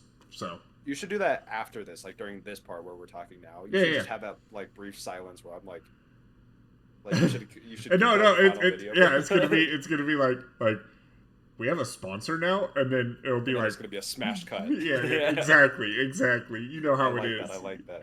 Yes, I like that. So That's fun. it's gonna be me plugging, subscribing here, following blah blah blah, and then following you and SCPod. So, Oh, yeah, gotcha. sponsored by us. Sweet. So, all right. Well, welcome back. That was weird. I didn't even know that we were big enough to have sponsors. We have like 30 viewers a month. Yeah. So, yeah. Braxton, let me pose the question to you. Do you want to go first, or do you want me to go Yeah, first? I feel like you said you have a lot of words to say about my recommendation, and I have a lot of words to say about the recommendation you gave me. I But think I feel like for the mine- structure of the show, because I want you to be able to like talk and stuff like that, but Sword Art Online is going to be a loaded topic, and I think Okay, we're going you to want me to talk go about first? it. I think we start with Slay the Princess.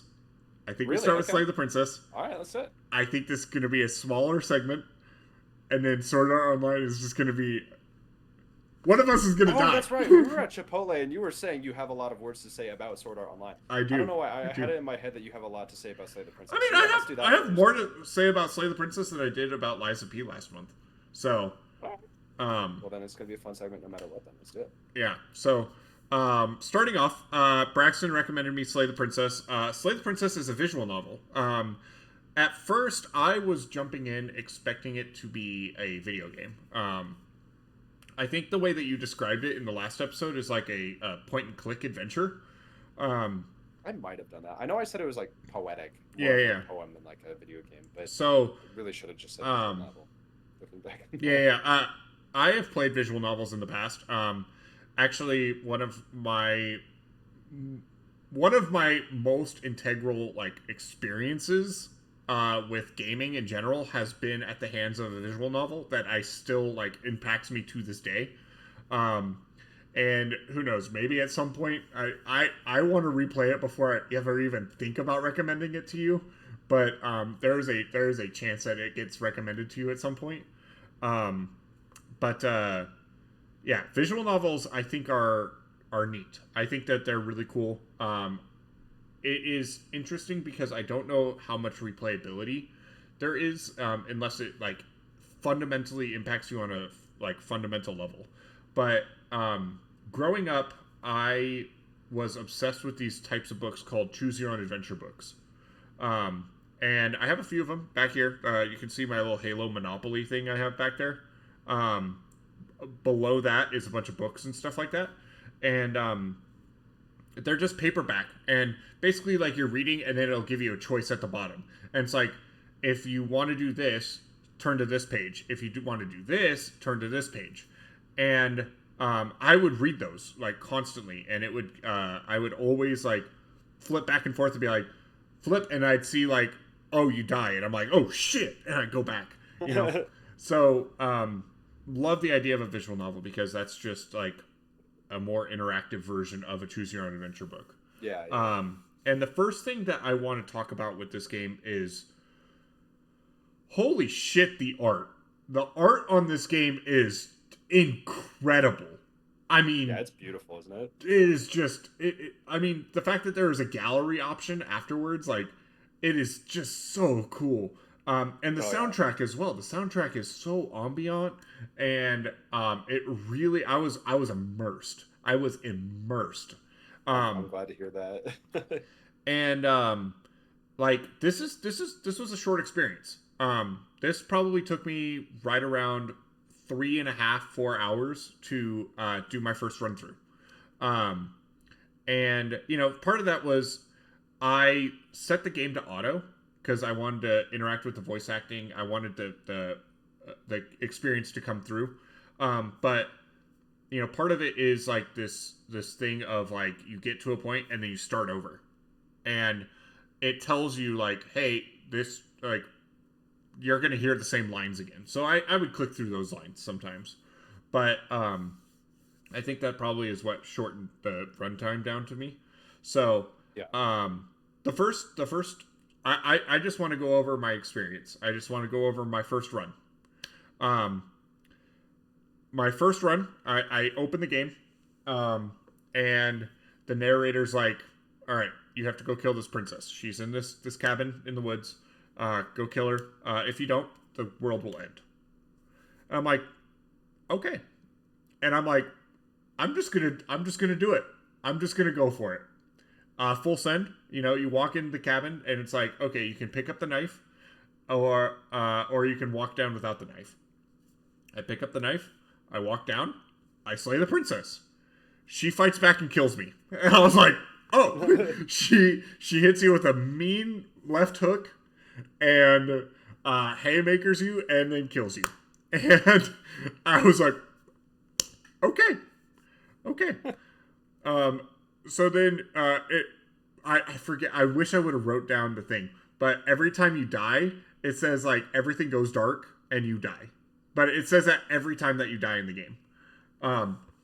And so you die, and then you are seemingly reincarnated, and you are brought back up, and the narrator says the same thing. You're at the bottom of this hill. You need to go up to the cabin, slay the princess, and you have this moment of like, wait, we've already done this before. And you can even pick dialogue options that say that, like, wait, I'm getting deja vu, blah, blah, blah. And then the voices in your head, because you have the voice of the hero, and then after every reincarnation on the path, you have a new one that goes in. And even the voice of the hero is like, wait, we've done this before. Like, does the narrator not realize that? And so you go up to the cabin, and things have changed a little bit.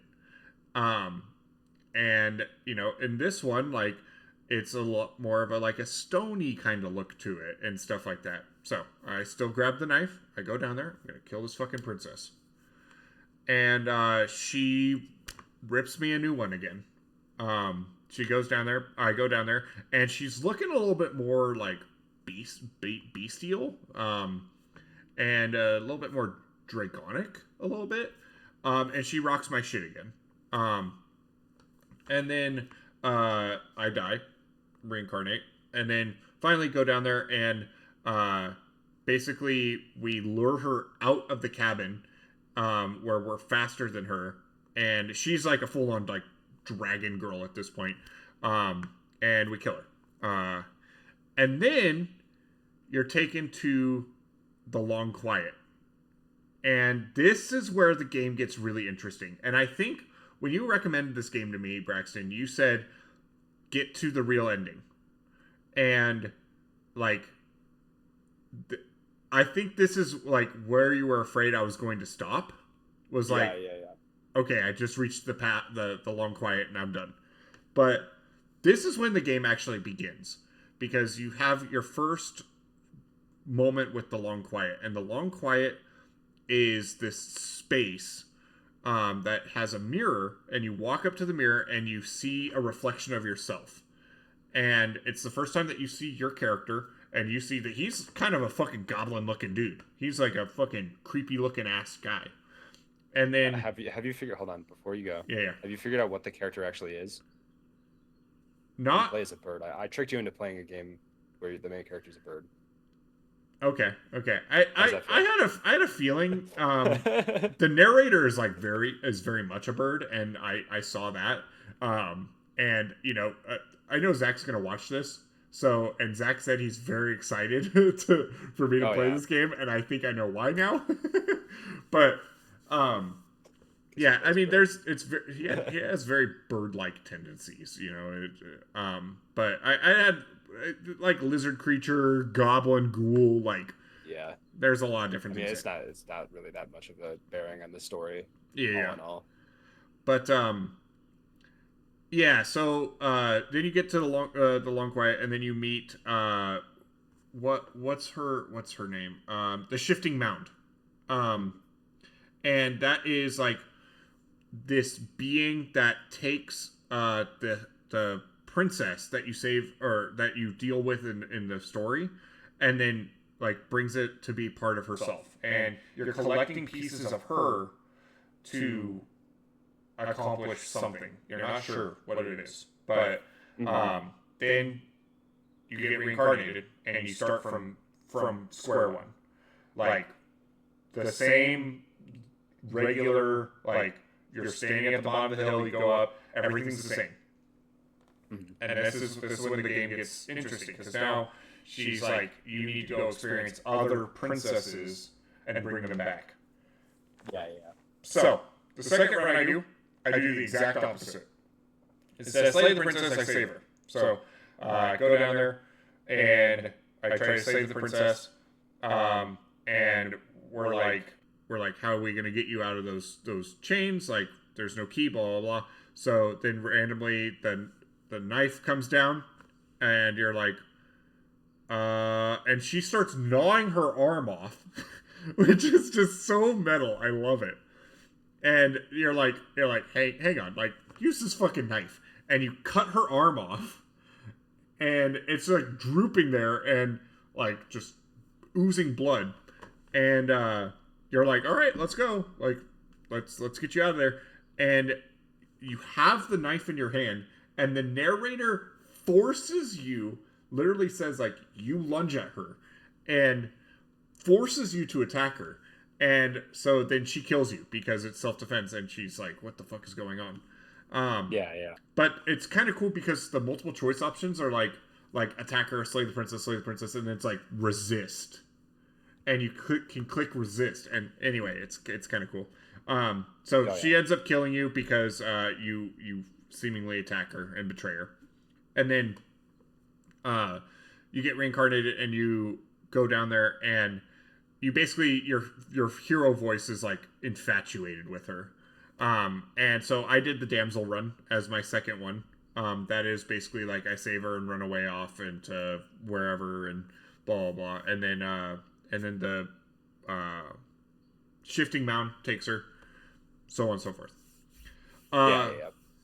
Third run that I did was the Witch.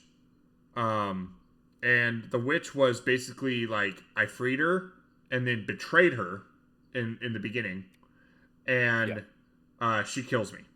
And then there's to say as well, when you're on a run for Slay the Princess, you cannot pick the same option. So you cannot do like Slay the Princess, like where she turns into the Draconic Lady again.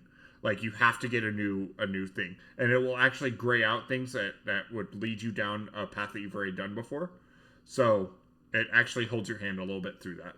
So anyway, betrayer, she kills me, blah blah blah, and then the next run you go down there, and everything's kind of jungly and swampy and stuff like that. And she ends up betraying you. You know, you free her, and you walk with her up, and she ends up grabbing you and bringing you back down, and you both break your backs and die. And as you're sitting there bleeding out, the shifting mound takes her. So, fourth run. This one was my favorite, and this is the Wraith. And the Wraith has some of the coolest artwork in the entire game. So this went down there, talked to her a little bit, and said, I don't want anything to do with this. And you leave her locked up and leave. and then you reincarnate, and then you go down into the cellar again. And her cellar is this void that has no form to it whatsoever. And she's just this ghastly, I think it's called the Nightmare. And she basically paralyzes you. And she's going to kill you. But the voice in your head, like, forces you to move. And I stabbed her. I killed her. And then, you know, move on to the next one. And this is the Wraith. And the Wraith was like, you walk into the cabin, and there is no cellar. There's just like a mirror there, and you can't go anywhere.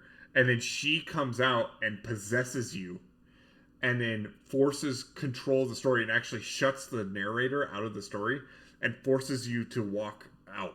And it was just so cool. All of her voice acting, all of the like art for it was really, really cool. So the Wraith was definitely my favorite. And then the fifth run was the Prisoner, where it kind of starts off kind of like the Damsel did, where instead of not taking the knife and going down there, I took the knife, but then like saved her. But then that still forces the narrator to try to kill her. So she kills us, and then you reincarnate, and she's super untrusting of you. So she's like, I'm not going to let you anywhere near me, so pass me the knife. And she cuts off her own head. And then basically you're like, I guess we won. And so you take her head out to out of the cabin, and it turns out that she's still alive. And that's where it was like a trick to like get the narrator off of her. So that was my run, all 5 of them. So it was like the Slay the Princess all the way, then the Damsel, which was saving the princess, the Witch, the Wraith, and then the Prisoner. Mm-hmm. So then we get to the ending, and again, this is really short. Like, you can do this in one sitting. Each run uncovers new things about the princess, and the shifting mound itself, and each time that you take take a princess to the shifting mound, they'll talk about the princess that you dealt with in that run. And basically you get to this point where there is a lot of story that's thrown at you. And this is why I ended up doing 2 full playthroughs, because I didn't get the ending on my first playthrough. So the first playthrough, you get done with your 5th run, and like the shifting mound on the 4th run's like, you just need 1 more. You're good to go after that. Well, you go up to the mirror and you go see yourself, and in all of its bird ghoul-like fashion, and then all of a sudden the mirror shatters and the narrator's talking to you. And over the course of talking to the narrator, pieces of the glass break, and you find out that it's basically the narrator dying. And he basically split himself into multiple parts. So each narrator that you dealt with was its own contained entity, but this is like the conglomerate of it all. Yeah. And again, there's some really confusing stuff here. From what I gathered, the main character, us, and the princess, the shifting mound, are 2 celestial beings, pretty much. that the narrator brought into existence. Either like split one person in half or something like that. And we find out that we are the Long Quiet, the place where all this outside of the runs is happening. And then the Shifting Mound is the princess. The Shifting Mound is basically this god of death and destruction, and wants to end everything and like just bring about the death of everything. Ultimately, the choice is ours to end the princess and put an end to death, or let her be free, where she just ends everything. There's like 5 different endings from what I saw online. I took the easy way out as my first one. And that was like, I got overwhelmed with all the things that were going on, and I was like, the voice of the hero comes in, is like, hey, I can pull us back out a little bit. And so we basically get to a cabin situation where you go down into the cellar, and she's there, and she talks to you a lot more calmly. And then basically she's like, well, we can do this all over again. And so I took the loop ending for my first one. Gotcha. Which kind of felt like a cop-out because I didn't really make a decision. But yeah, I ended up replaying it, and I didn't take notes about my second replay, like in depth, but it was I ended up going with ending her. So fulfilling the prophecy and slaying the princess is what I went with. But yeah, I mean, it was so low commitment as far as like actually playing it that I was like, yeah, I want to go see the other things, and then like there are a ton of different princesses that you can encounter, so it was fun to encounter, you know, the ones I hadn't seen yet. So yeah, so that was gotcha. My playthrough of it. I have a couple little things that I really enjoyed about this game. The cursor changing. When you are like moving the mouse around when you're playing, it's a little like, I guess it's a bird hand, you know? But when you have a knife, it actually has a knife in your hand while you're like picking options and stuff like that. And then at the end, it's like a whole other cursor. So it actually changes based off of the choices that you make, it's kind of fun. The voice acting's really good. The princess, the voice actor for the voice actress for the princess does a phenomenal job, because the different princesses all have different voice cadences and different like tones and all that other stuff, and it has just like this really wide flexibility. So yeah, when you boot up the game, it says that this game is a horror game. And I was freaked out, because what Braxton didn't know prior to us having Chipotle on Sunday is that I don't handle horror very well. At least I don't handle horror in physical mediums.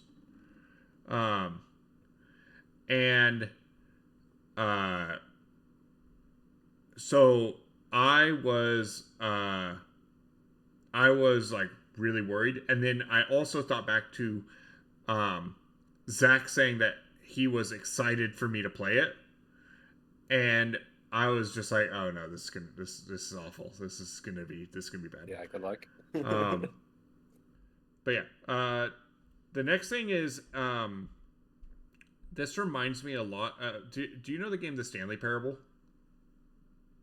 I know of it. I don't think I've ever seen any of it. So Stanley Parable is like, it's very similar in that there's a narrator that's narrating your every action, and if you like resist him, he'll like comment on it and stuff like that. But it felt a lot like that, just way more existentially confusing, because like there isn't this whole god of death thing at the end.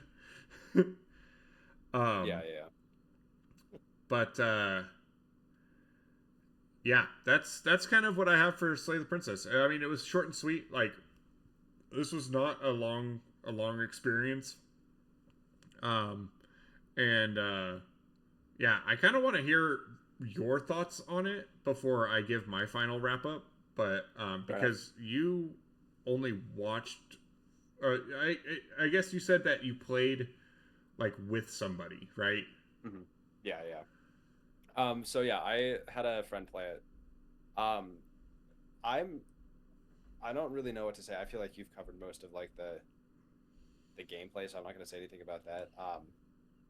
But like I just think like the theme of kind of like a yin yang situation where you can't have one without the other. Like you have to have um the long quiet and the shifting mount together. Mm-hmm. Kind of like they're destined rivals, but almost in a way where it's like destined lovers, kind of, Mm-hmm. where they have to be like you can't have one without the other. I found that like super fascinating. Yeah. Um, I think the um, visual storytelling is super cool because I don't know if you noticed, but like the repeating motif of like the lines where there's like a lot of lines, but it's not just like scribble. It's like lines. It's more contained. It's more Yeah. like um, that repeating motif is actually feathers, which I Oh. think is super cool. Yeah. I Yeah. think there's a lot of really good visual storytelling. I like again, I because I'm an artist, I feel like I have to comment on it. I love the art in that game. Mm-hmm. Um, uh, so like the look of it is just great. I think the story is just like super fascinating. It's kind of almost like bordering Lovecraftian in a way, Mm-hmm. like not definitely not in such like a cosmic horror way, but sort of like a really handling cosmic entities. I Right. think is like a really fascinating way of doing it. So I really like the narrative. I wouldn't even call that the narrative. I would say I don't know what I would call that, but the narrative itself is also really cool too. Like the actual plot of like who's the good guy, who's the bad guy. Is there any good guys? Is there any bad guys? Right. I think that's fascinating. Um, Really, it's just a game that makes you think, Yeah. and I think that's like really neat. Yeah. The other thing I wanted to touch on is there is an old mobile game I played on my phone, obviously mobile game, in high school. It was called Alpaca, and this was like a Japanese like I don't even know if I got it on the App Store. Like it was just like this weird ass game, and you played as an alpaca that killed and ate other alpacas, and slowly mutated into being a god alpaca. And it struck me the style of like the creatures and stuff like that reminded me a lot of the shifting mound. Really, Yeah. that's cool. So it's this is only going to make sense to 0.4% of the people that even watch this video, but I mean it was just like I was like whoa. It like took this is a game I haven't thought about in a decade. Like why am I thinking about alpaca right now? That's funny. So That's funny. um yeah, kind of wrapping up on Slay the Princess here. Like I said, there's this is a game I think go experience. Um, it was a hell of a good experience. But you're not going to get the gist of it by listening to somebody talk about it. This is something that you kind of have to like play yourself, get to the end, and then like maybe then it'll start to make sense. But like I'm two-ish runs in, and like I'm still not fully grasping all this existential stuff that's happening. So, um, yeah. Uh, Overall, actually, you know what? Let me pose this question to you, Braxton, because this is your show too. How do you Sure. want to handle wrap-ups? Because, I was like, gonna say like we do like a closing notes on it. Like for we sure, both say like a closing note. yeah, yeah. But Um, what I'm saying is like, do we want to rank these against previous experiences? Do we want I to think it's assign gonna them? get. Do we want to assign them like numerical? Um, I think it's gonna be hard to do that moving forward because if we're doing a bunch of different things, say I suggest or like say you have me go to a concert. how am I supposed to compare that with Cyberpunk 2077? You know, like it's That's kind of the two fun of it, completely honestly. different things. I mean, I guess if you do like an objective ranking on really subjective experiences, life experiences, that is actually pretty interesting. That is fun. We can do that. I don't mind Or do you? actually. I That mean, seems fun. we could just like we could push it and say like, hey, let's just do like rankings out of 10. You know, and just give True. every experience a ranking out of 10, and then if we think of a clever way of ranking these, you know, even like a Down the line, tier maybe. list, yeah, even like a tier list thing, I think that could be fun. Yeah, yeah. That could be fun. So Yeah. I mean, I think for now, then, out of 10 is probably a good idea, cool. That's just to kind of say. my opinion too. So, um, my rating, I give Slay the Princess an 8 out of 10. You Really, will know that is higher than I gave Lies of P. that's a true story. You gave Um, Liza P what, a 7 out of 10? yeah, yeah. This was a fantastic recommend. I had a fantastic time with it. I just sat and played for hours. When I did play it, because I knocked this out like 4 or 5 days after the last podcast went live. Um, Hmm. I sat, I played, I like, I didn't let the cat in the room. I didn't take bathroom breaks. I didn't drink water. I didn't get food. I literally just sat. I was engrossed. I was in there up until the playthrough was done, and I was gripped the entire time. I don't understand all of it. Like I definitely don't understand all of it. My reading comprehension is notoriously pretty bad. You can ask Zach or just listen to an episode of SCPod. Um, but I was gripped. I was thoroughly along for the ride, and I am glad that I got to experience that ride. Yeah, So it's a fascinating story. yeah, All in yeah. all. So and it was bite sized too. Like that's the fun thing is like Yeah, I think the thing with Liza P is like I got maybe 10% the way in or something like that, maybe 30% the way in, and I'm like, oh my god, there's still so much to do. Whereas yeah, like yeah, yeah. I experienced what Slay the Princess had to offer, and I can go back and experience more of it, but like I feel like I got a really good grasp of it. So Yeah, yeah, yeah.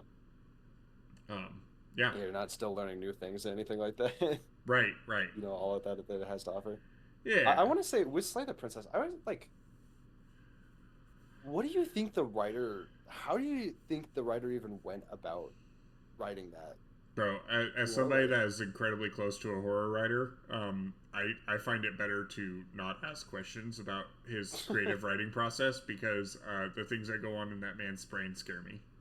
Um, but no, it has to start with an idea, right? That I think yeah, probably the idea starts with like the shifting mound versus the long quiet and hmm, the yin and yang that you talked about, and then extrapolates out to like how to make that a compelling story that also engages the reader. So I yeah, think it yeah, does a great job at that. So um, yeah, yeah. No, it is definitely a super like complex story. I guess would be the best way to put it. Is like you have to give it a lot of thought to fully digest it. yeah, yeah. It does leave you with a lot to chew on after you're done with Mhm. it, and it makes you question some things about your own personal beliefs and stuff like that. So, For sure, for and I sure, for think sure. that visual novels do a really good job at that. You're playing Danganronpa right now, right? And Playing is a stretch to say. I have been on that same playthrough for I think 2.5 years, oh, okay. and we are just now wrapping up the game. Um, that I struggle to put Liza P or not Liza P. I struggle to put Slay the Princess and Danganronpa in the same conversation because they're so vastly different Mm. in the way they conduct storytelling. But yes, they are both visual novels. I see what you're saying there. Like, Well, all I'm saying is like I think that visual novels are a neat way of yeah, bringing yeah, like lessons into things. I haven't played through Danganronpa. I just know enough about it, but the visual novel that I played a lot growing up, like it really did, like, you play through the first time, like, doing what you would normally do, and then you were like, oh, I want to experience more of that, and then you start to, like, deviate your paths a little bit, and start to see how other people would experience that game, and I think it's really interesting for that. So, so that's Slay the Princess. I had a blast with it. It was a great time. And I tell you what else is going to be a really good time, and that is hearing about Braxton's experience with my favorite anime of all time. Is it really your favorite anime of all time? Not at all. Okay. Just like how Some Sexy Songs for You is objectively the best album. Yes. So, Gotcha. I want to start off this segment by saying I watched it for this. I went into this and I was like, okay, here's the thing. I have very fond memories of this show, and I adored this show growing up. Does it hold up? And I went through and watched it all. Like I said, I wrapped it up last night. And so this stuff is fresh in my brain, and I'm ready. Just lay it on me, Braxton. Yeah, this is gonna be fun. Okay, so I want to first and foremost, I had a really busy month. I had like probably one free week, or like most of the middle part of May. I was free, and I kind of procrastinated watching the show. I'll take the full responsibility for this. I did not finish season 1. Okay. I think I got like a little over halfway through. Maybe more than that. I don't know. How many episodes is the show? 25 for the season. Shit. Yeah. So, I think I was on episode like 15. Okay. So you finished Sword Art Online. You finished like the Aincrad arc. Yeah. And you're in Alfheim Online. Yeah. Okay. That is the most important part. I will give you that. Okay. Alfheim Online is also important, but like I said when I gave you the recommendation, it starts to go downhill. Yeah. So I haven't gotten there yet, which, for better or for worse, is a good thing, right? Yes. So now that I've gotten that cleared up, I want to say immediately, why the fuck is Kirito so edgy, bro? This is not a complaint, because I really like super like goofy, tropey stuff. It is not a complaint at all. He is so edgy. It's hilarious to me. Like everybody else is in like medieval armor, and here he is in a full black trench coat. Like immediately it's like, oh, this guy's serious. Like in like a really kind of almost corny way. I want to say corny without sounding rude. I will say I think his character design is edgy. I think his character, his personality, is definitely way more nuanced than just like nothing personal kid. Yeah, seriously. No, I agree. It took a while to see that. Like the first 6 episodes were probably like, man, this guy really is just like hell-bent on being nothing like you. Quiet kid sitting in the corner, right? in class, But yeah, as the story developed, obviously, I liked his character more. I actually felt like his motivations were pretty solid. From where I got, at least. I think what you really start to see is right around episode 3, Red Nose Reindeer, when you start to see his motivations really come through, because episode 3 is when he is part of the guild, and they all get into the trap, and all of his friends are killed. And then you see like regrets being in a guild and exactly. And what you see, for those who have not seen the show, Sword Art Online is about a group of 10,000 people that are stuck inside a virtual reality MMO. And the phrase "you die in the game, you die in real life" comes from this show. So the whole thing is, if you die in the game, the system that your brain is connected to fries you and kills you. So, the characters getting caught in this trap in a game and then getting killed has so much more emotional baggage because these characters are literally dying, and you see that like reflect upon Kirito like throughout the entire rest of the show. There's multiple times that flashes back to those scenes and things like that. So, continue. Yeah, Sorry. yeah. No, you're good.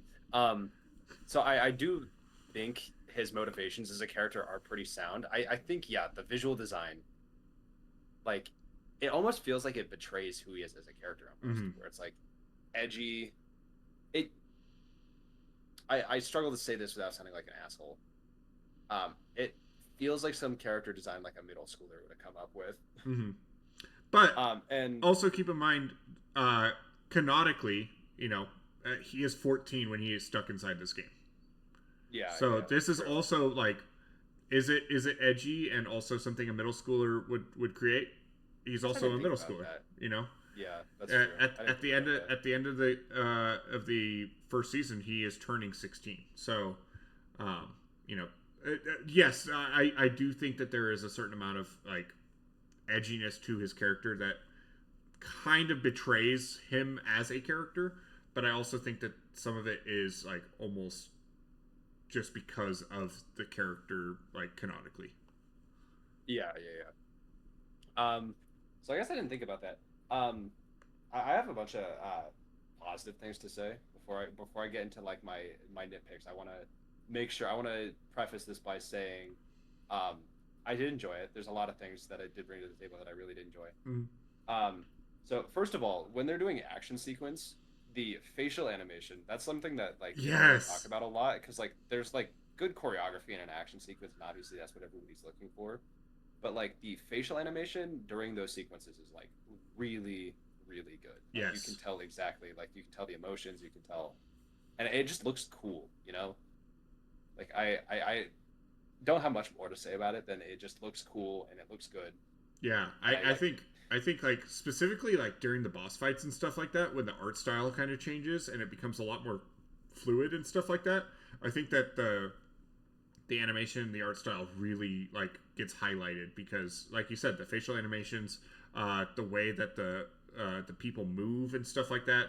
Like there is the classic like anime like slice through somebody and then all of a sudden like they just like cut in half and then Yeah, slowly slide apart. but like that is done incredibly well where there's like points where Asuna is like thrusting with her rapier and it shows like all the points where she thrusted and then like all hits at once, which is very video game-esque. Yeah, yeah. No, I do like that. I do think the action sequences are handled really well. It's violent, but like you can tell it's game violent, Mm-hmm. which is like kind of interesting because like they have red, like the red motif for blood, Mm-hmm. but then it's not actually blood, it's more like broken glass, Right. you know? I think that's clever. That's just clever like animation, art direction. Um I also the intro. Actually, I'd heard the intro song before, Yeah, like yeah, just yeah. in like a I random video I on like wanted to TikTok or ask something, you. maybe. I wanted to ask you what you thought because when I was watching this, I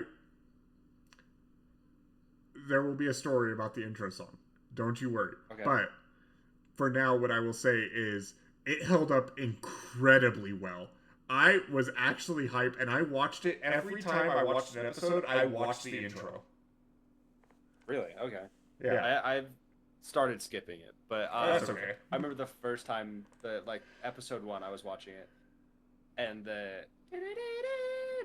like that part comes Yep. up. I was like, that's from this show. Yep. I didn't know that at all. Like I was like genuinely taken aback by that. I think as a whole, I struggle to listen to music from like with a language I don't speak. I think Mm-hmm. it's hard for me to listen to it and like feel like I'm listening to it. Right.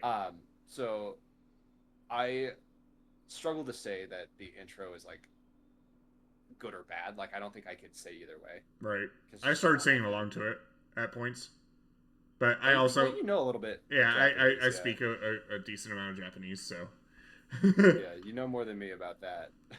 um, but yeah, I mean, like it's fun. I like the show's pretty fun. It's the animation is super good. Mm-hmm. I'm really liking how they're doing the um like just all the art parts. I really like.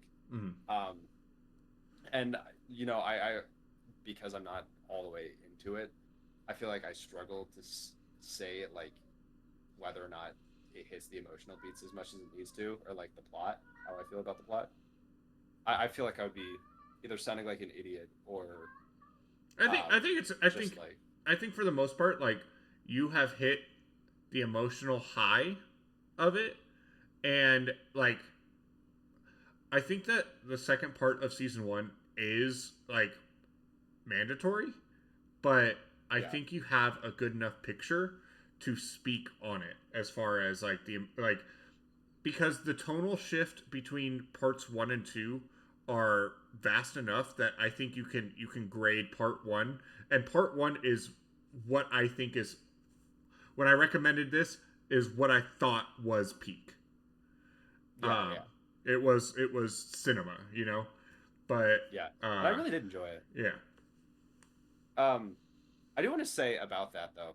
I I don't know if it's just like anime in general, but the way it conducts like character deaths is weird to me because like How so?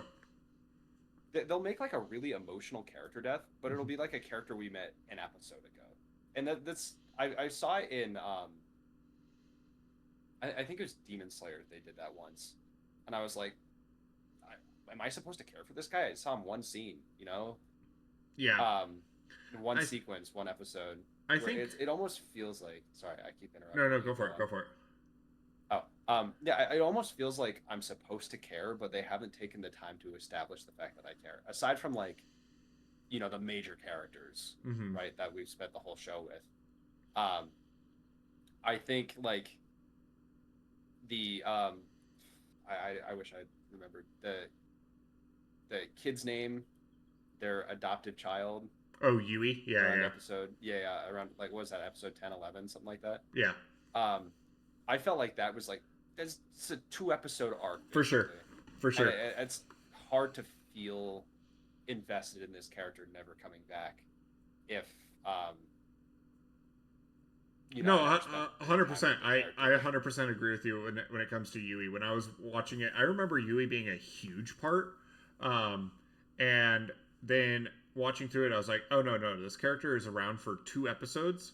And then, like, there's this whole, like, sad moment of her leaving and stuff like that. And, it really just did not grab me like I thought it would. Um, Yeah, yeah, but yeah, it does kind of just seem like a a B part to it all. Um, that just kind of deepens. It's kind of there to deepen the bond between Kirito and Asuna, but like yeah, it doesn't like her character arc isn't there, if that makes sense. She's just more of yeah. a tool to like express the romantic relationship there. Mhm, mhm. I guess yeah, that's fair. It's more of a But sacrifice no, than an I'm not actual trying to character. poo poo on your viewpoint at all. I agree. Like her her leaving does not leave that much of an impact because it's like this is a character you just met and like is a little Mhm. girl. Like there's only so much that you can really care about that character. Yeah, I feel like if they had spent like 5 episodes minimum fleshing out the character and being like, Mm-hmm. you spend like 2 episodes with the character before it's revealed that the character is like a program, and then 2 more episodes where it's like they're trying to figure out if they can get the character into they're trying to figure out if they can get Yui into the real world, or like Right. how to go about that. And then the final episode is uh her sacrifice. It is a sacrifice, right? I kinda. I mean, it's like she hacks into the game master That's data, right. and then That's right. That's she's right. like, the game master is alerted, so it starts to delete her. Um, Yeah, yeah. but what I will say as well is the I think episode 15 is when the Sword Art Online arc part 1 ends. It might be 14. And the last like 4 episodes feel like really, really rushed. Like you have like the build up, like episodes 1 through 8, and then you have like where they're where it's the whole build up. It's Kirito going through his arc. There's Red Nose Reindeer. There's him getting the sword. There's him working with the girl to rescue her or to revive her dragon. You know, there's multiple moments with Asuna. And stuff like that. And then right around, I think it's episode 8. I think it's called Crimson Killing Intent or something like that. When he is brought into the guild, the Knights of the Blood or whatever, and then he's paralyzed and he's about to die, and Asuna saves him and kills the murderer. And then their relationship happens, and they take leave. They go and they basically have like quote unquote a beach episode where they're basically like sitting in a forest and like hanging out for like 3 episodes, and then as soon as that's done, it's like, oh shit, we have to finish it. We have only 4 episodes left of this part. We gotta get done with this. You can even see that by the fact that like it's supposed to be 100 floors, but it ends on floor 75. You know, and you know they try to explain that away, but you know it does feel a little bit rushed. You know. No, I definitely think that rushing wasn't really a nitpick for me because I've seen it so many times in other shows that I feel like it's almost, I don't want to say the status quo, but it feels like not surprising, you know? Right. But yeah, I think it's like, I just struggled with the emotional beats, really. I think that was my investment was hindered by the fact that there were very few times where I felt anything other than like, am I supposed to care for this character? Like, I've known him for 2 episodes. Right. Another thing I want to say, it's really tropey, and you mentioned this when we were talking at Chipotle, I think. It's super tropey. It almost feels like they were parodying anime when they made it. Like, I wish that was the case, and I really do, and I don't remember it being this tropey. I really don't. There are so many moments where like for example, the first time that like Asuna and Kirito fall in love or whatever, and he's like, oh, I really want to stay with you tonight, and then like she's like, all right, and like takes off her clothes and strips down and whatnot, and then he's like, I didn't mean it like that, and she just screams baka. Like that is anime 101 right there. That is exactly. or like there are so many moments where like it's so deliberate that like the scene is drawn in a point where it's like girl's ass right here and Kirito's talking way back here, and it's like why do we have that kid? Why do we in particular? And I'm not, I remember that in particular being like, whoa, that's funny. Yeah. And I'm not talking specifically like fan service. I mean like even just like scenes where they'll say something and a character like it'll be silent for a second, the character goes like, what? Like super dramatic. Like, and I watched the English dub. Okay. So that's part of it. It's like the delivery probably makes more sense in Japanese.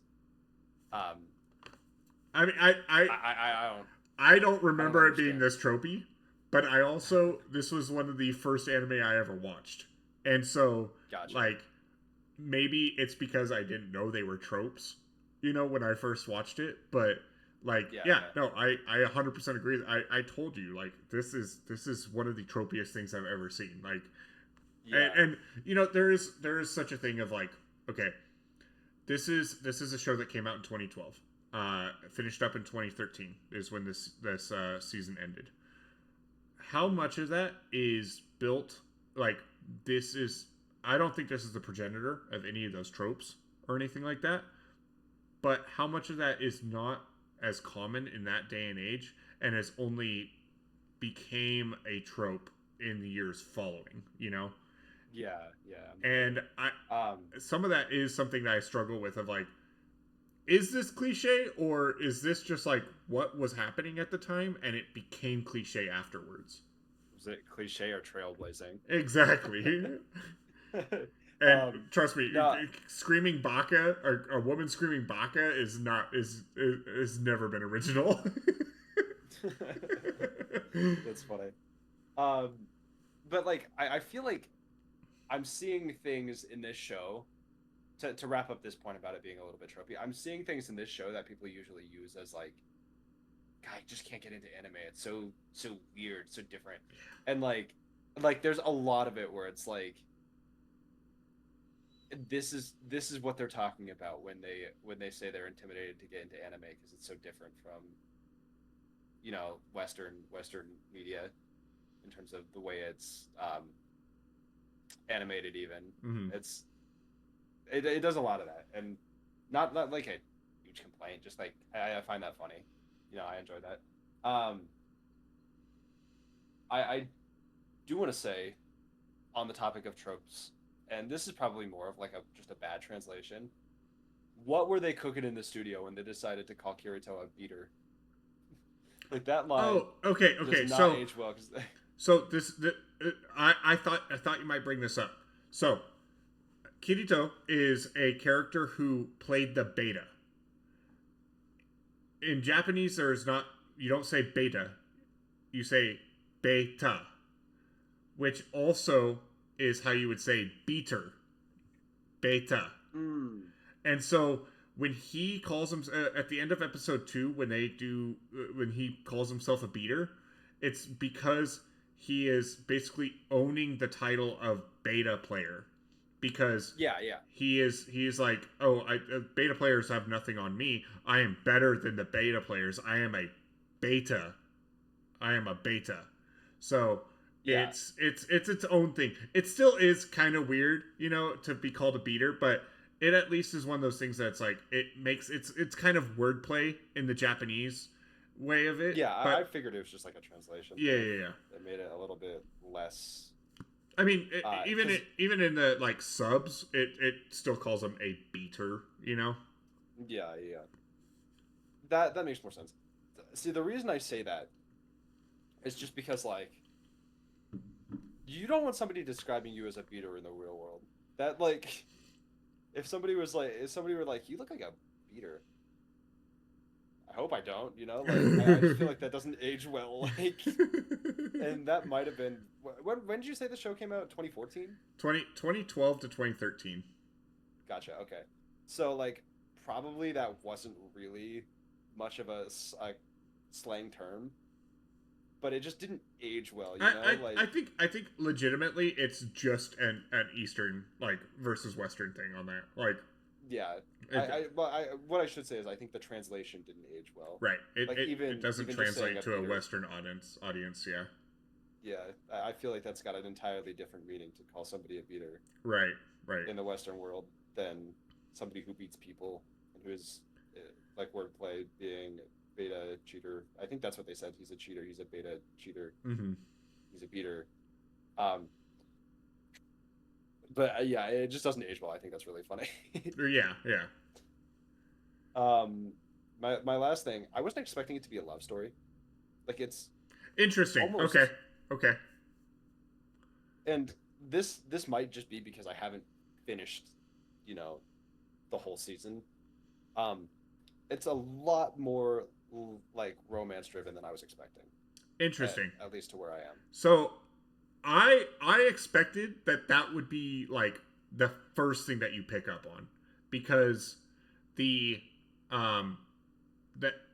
opening, the OST even is like very very forward about like Kirito and Asuna are going to end up together. Oh yeah, and like the whole animation with like their swords being crossed at the end, I picked up on that immediately. Exactly. I just didn't think that was going to be like that was. I think what it seems like to me is they're using the fantasy as a way to like the fantasy video game world as a vehicle to deliver a romance story instead of the romance as a way to drive home the fantasy of it all. Okay. And that might just be because I'm not all the way through. No. I mean, like I said, you've hit the pinnacle. You've hit the pinnacle. Everything here is just kind of wind down and everything like that. But I mean, there are definitely some emotional beats in part 2. but it definitely it doesn't hit the same highs. And Gotcha. what I will say in regards to the shock of it being like a romance story is I think that it isn't a romance story up until like episode 8. There is That's some true. there is That's some true. teasing that happens, and there are hints of like a harem forming kind of deal and stuff like that, which again, tropey. But like when the love story hits, it is the entire show from then on forward. It is the last six Yeah, yeah. episodes, and that is all they care about telling you about the last 6 episodes. But I think what SAO does really well is it plants the seeds of making that compelling in the first 8 episodes, because That's true. you have the red nosed reindeer, and I point to that episode 3 specifically because I think that is when it really hooks, and it builds the foundation for the rest of the story to be built upon. Because what you have is that entire guild group getting wiped out, and so when Kirito finally like opens himself up to being with another person, even just partied up, like that's how that starts. Is like Austin is like, oh hey, we're gonna party up and just go hang out on an adventure and whatnot, and then they have a close Yeah. encounter, a close death encounter, and he already has that fundamental building block of like, I let people die on my watch because I wasn't careful enough. And then when he opens his heart up to let somebody else in, it has that foundation to build upon. So Yeah. I still think that like it slows the pacing. The pacing is an issue, and I think that is what you're feeling, because the first 2 years of this game go by in 8 episodes, and then it's like a week for the second half of that part, and Yeah. that's why the pacing feels so off. Is like you have so much of this like stories, and it's kind of what I think the first 8 episodes are really cool, because there are like kind of just slices where it's like this happened at day 0, this happened 2 weeks in, this happened 4 months in, this happened 6 months in, so on and so forth all the way through, and they're almost standalone kind of cuts in the story, and then bam, it's like now we're just going to advance forward like day by day from here. Yeah, yeah. I actually, honestly, I think I've said all I need to about like at least how I've experienced it so far. Mm-hmm. You said you have a lot to say about this one, so I actually do want to hear what you have to say Yeah, about this. so the thing that I took away from this most recent rewatch is it does not hold up as well as I thought it would. There are some very tropey things that really detracted from my experience. Um, but one thing that I really actually appreciated was Asuna's character. I think Asuna is a really well written character. Um, and what I was afraid of going into this is that Asuna was written to be Kirito's love interest, and like that's all that she existed for. I forget the rule. There's like a test that you're supposed to do with girls in fiction, and one of them is like, Is the Bechdel test or something? Isn't that what it's I called? I think so. I think so. I don't know if she passes it or We'll not. have to have a Um, conversation with another girl that doesn't revolve around men in any way. right. But what I liked is Asuna is a standalone character. She has her own motivations, and like she does not she exists independent of Kirito. Their timelines just crossed, and I think that she shows a lot of strength in a feminine role, um, and in a lot of times actually eclipses the main character, the protagonist Kirito, a lot. And I think it's very interesting to have like kind of that progressive female role in in an anime, which is traditionally decently misogynistic. Um, Yeah, I guess you're right. Yeah. and I think that you see that in the characters of Lisbeth, the blacksmith, that like goes on one adventure with Kirito and then like has a mental breakdown when she can't be with him. Um, Yeah. And I know you didn't get too far into season or into part two, but part two has the same problem with its main female protagonist as well. Um, and whereas Asuna is written in a way that like she is a standalone character that exists outside of Kirito, and I think Yeah. that is genuinely interesting. Um, as well, I did not remember the art style going as hard as it did. The boss battles specifically, the boss designs, the final boss design. I forget his name. Is like the Skull Reaper or something like that.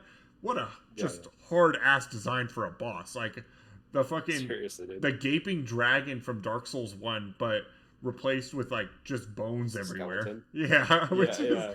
I No, mean it is raw, dude. um yeah. As well, I do like how much it plays upon just video game mechanics. I do like that actually. Stuff like raising your level and grinding and you know, uh, did you ever play RuneScape or anything like that? So yeah, it plays upon some of those things where Asuna always talks about like mastering her cooking skill, and she just cooked and cooked and cooked and cooked. There's the old man that does fishing, and he just fish and fish and fish and fish and fish. Like that grinding does happen, and I think it captures a lot of those MMO tendencies to it. Um, and yeah, what I will say about part two is it gets gross. Um, there's this whole like kind of incest plot that starts to cook. Um, because the Kirito's sister is like falling in love with him, even though they're like technically only cousins. But it's like this really weird. And then they also lean way harder into the fan service. There are points in part one where like Yeah. Asuna jumps out of the portal, lands on Kirito, and Kirito's like, "What's that? Yeah, yeah, I remember that. What's that?" Like, Yes, nice one, bro. Real smooth. Real smooth. that's such an anime trope. It's not even funny. But like Yeah, seriously. those are weird because they're out of the norm. Whereas like in part two, there's a lot of just like weird moments. There's this point where Kirito grabs the sword off of Lifa, who's like the main female protagonist in part two, and as he's grabbing it, her ass and tits both bounce, and it's like, why was this? Why did we need this? Yeah, that's Okay, it's unnecessary. yeah. There's this point because Asuna is captured, and she tries to escape, and she's like apprehended by like some blob creatures, and the way that these blob creatures are grabbing her, it's hentai. Just without the penetration, but like it is very directly trying to like there are tentacles like swirling around her leg and stuff like that. Yeah. So, I think we talked about. I don't remember if we talked about it on the podcast, but we talked about like the weird anime dude that's like a pervert, and that is just the antagonist of the second part. So, you are missing out on the ending of Asuna and Kirito's storyline. Gotcha. But I don't think that you're missing out on like the emotional depth of it all.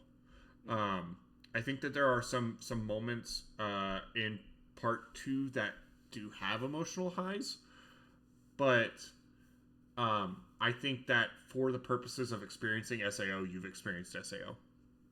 Gotcha. And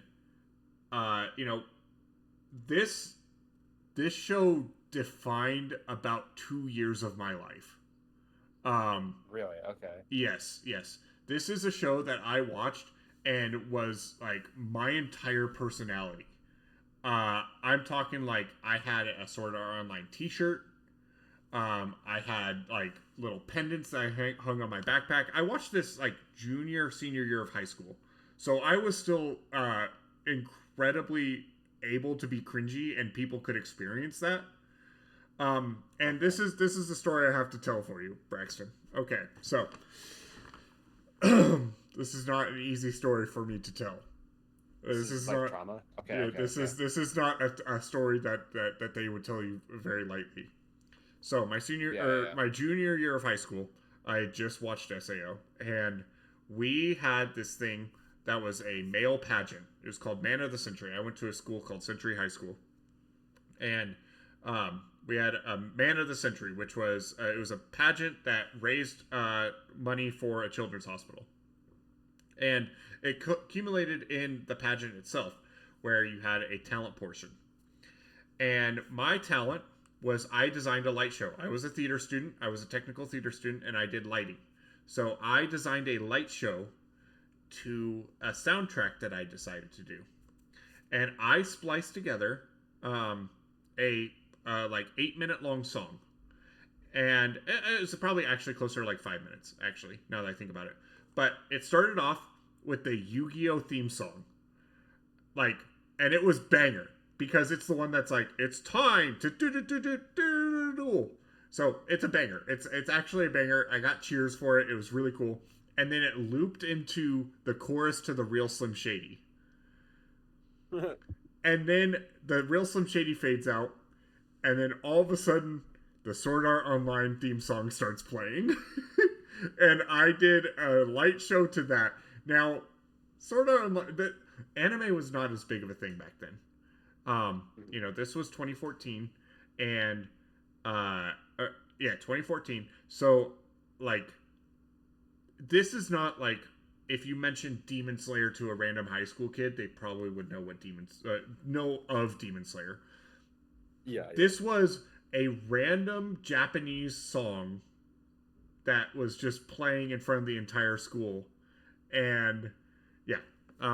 And then after the SAO theme song came out, it was Kanye West's "Bound to," and it just went, You told me about honey. this. You Yeah, told me about exactly, this. exactly. So, so that yes, this was my thing, and like I shaped my entire personality around trying to be Kirito, you know, trying to be dark and mysterious, trying to be a Oh man. loner, trying to be a beater, you know, and Oh man, dude. yeah, it was bad. It was bad. So this That is show bad. had a profound effect on me, and I think it still Gotcha. has because now I try religiously to not be that.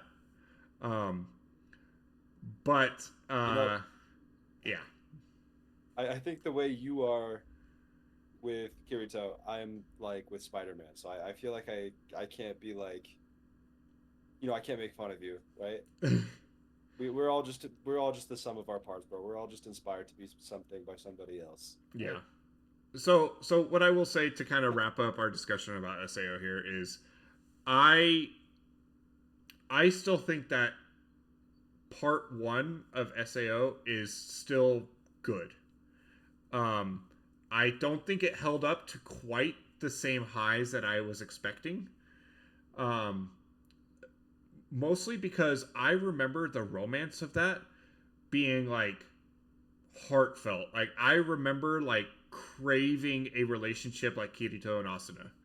Um, and I think that part of that is like being a dumb high schooler that had never had a girlfriend before, but like that was what I imagined romance and love to feel like.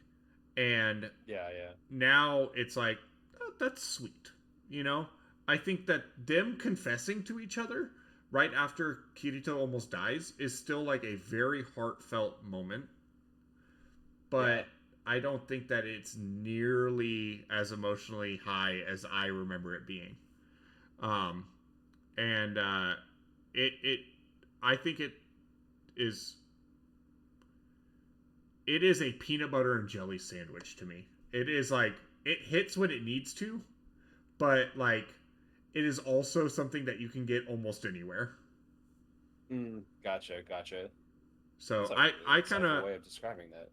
want to hear your kind of wrap up on it before I talk any more about it because I don't want you to like if you loved it and you're like, hey, this was actually a 9 out of 10 for me. I don't want my experience to taint that for you. No. I will say I do plan on watching more.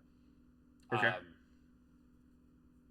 but I feel like also my take on this has been hampered by the fact that I didn't watch the whole first season. I didn't get to see the conclusion of a lot of like arcs and the whole the whole like plot basically. I didn't get to see all of it. I just saw the first part. Mm-hmm. So I struggle with that. I did enjoy it. Um, I found it. It was definitely the most trophy show I've ever seen, followed closely by Demon Slayer. I can't pretend like Demon Slayer's not like stupid. I was gonna say, Amazing. remind me of the show, the actual animes that you've watched. Don't count Edge I Runners I've because Edge seen Runners is like pretty Americanized. yeah. Attack on Titan. I've seen 3.5 or 2.5 seasons. Um, I watched a lot of the Pokemon show. I think it was X and Y is the one I saw the most of Okay. when I was a kid. Um, and then Demon Slayer, I've seen all except the Infinity Castle movie, the one that just came out. Okay. I'm waiting for that to come up to streaming. And then Jujutsu Kaisen, I've seen season one. I want to see season two, but or season two and three, I guess, but they're not on anything but Crunchyroll right now, so I haven't seen those. Yeah. So I've finished zero finished shows. JJK is season 2 is on Netflix now, but Oh yeah, I did see that it was on streaming. yeah. I think it's also on Hulu. So I Yeah. definitely will be watching that very soon. Please tell me when you do. Please, Yeah. because we will be having a conversation about the Shibuya incident. Okay. It is peak, and I have watched JJK season 2 recently, so I am safe to say that it's peak. Okay. I'm actually looking forward to that one. Yeah. So, if you had to give what you saw of SAO, what kind of rating would you give it? And you won't hurt my feelings. I already have come to terms with the fact that this show is not as good as I remember it being. Yeah, that's fair. I think to somebody who grew up with like Marvel as like the main, like the MCU as like the main entertainment, I was a pretty unremarkable kid in high school. Like I didn't have any like really unique interests outside of like being an artist, you know. So I think getting into anime is already kind of like a hard slope to get over, and with how tropey this one is, it's been like really difficult for me. So I think that stops me from giving it like a good score. I want to say six or 7 out of 10. Interesting. Okay, so you enjoy enjoy it. high six. You enjoy it almost as much as you enjoyed Cyberpunk. I actually, I rewatched the video and I want to retroactively improve my score for Cyberpunk. I feel like a 6 was not nice enough for Cyberpunk. I want to give it a 7. Okay. I want to move Cyberpunk up to a 7. Personally, SAO 6. Personally, SAO is like a 4. Really? I think it is. I think it is a mid experience at best. I am glad that I had the time with it, but it is wholly unremarkable. I see. Well, the reason I give it so much is because I really like the look of it. Yeah. But I think you can get that. Like, the animation. I think that is something that is unique to the fact that you have not watched a lot of anime. I think if you gave anime a lot more time, like, and again, we addressed this in episode 1. I think anime is one of the most overrated things of all time. But I think that for the purposes of what you are experiencing with SAO, it comes down to not having as much anime experience. Yeah, for sure. So, I mean, for example, one of my favorite shows, Baki, which is a martial art kind of deal, has like some of the most beautiful animation I've ever seen, and its action scenes are incredible. Compared to SAO, there are some really cool things that SAO does. Like you said, the facial animations are incredibly striking. but like I think that is just like an anime thing, you know. Yeah, that's fair. So the last thing I will say about SAO before we move on is uh, if you want to finish it, if you want to finish season one, uh, totally up to you. I do not think that it is needed. I think that you've gotten the experience that you are going to get out of it. You just kind of see the conclusion of everything. Um, Yeah. but there are more seasons. There are like 4 seasons of this damn show and Oh, really? It's a spinoffs. 4-season show? Yeah. Um, Holy. and season 2 is. I'll just come around. I think it's bad. I didn't start it again, but I remember struggling to get through it, and that was with someone who absolutely adored SAO at the time.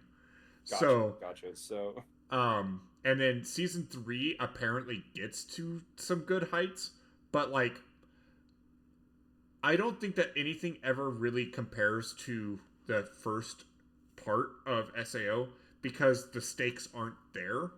They try really hard to reintroduce stakes into the show, but when you start with like you die in the game, you die in real life, it's really tough to bring stakes back around.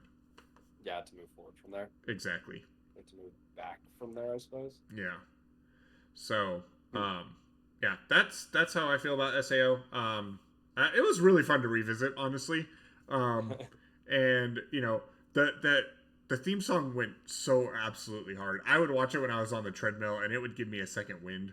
Like, I loved it. I loved it. So, yeah, and there are some. Oh, I saw Chainsaw Man too. That's another show I saw. Sorry for never seen Chainsaw Man, so.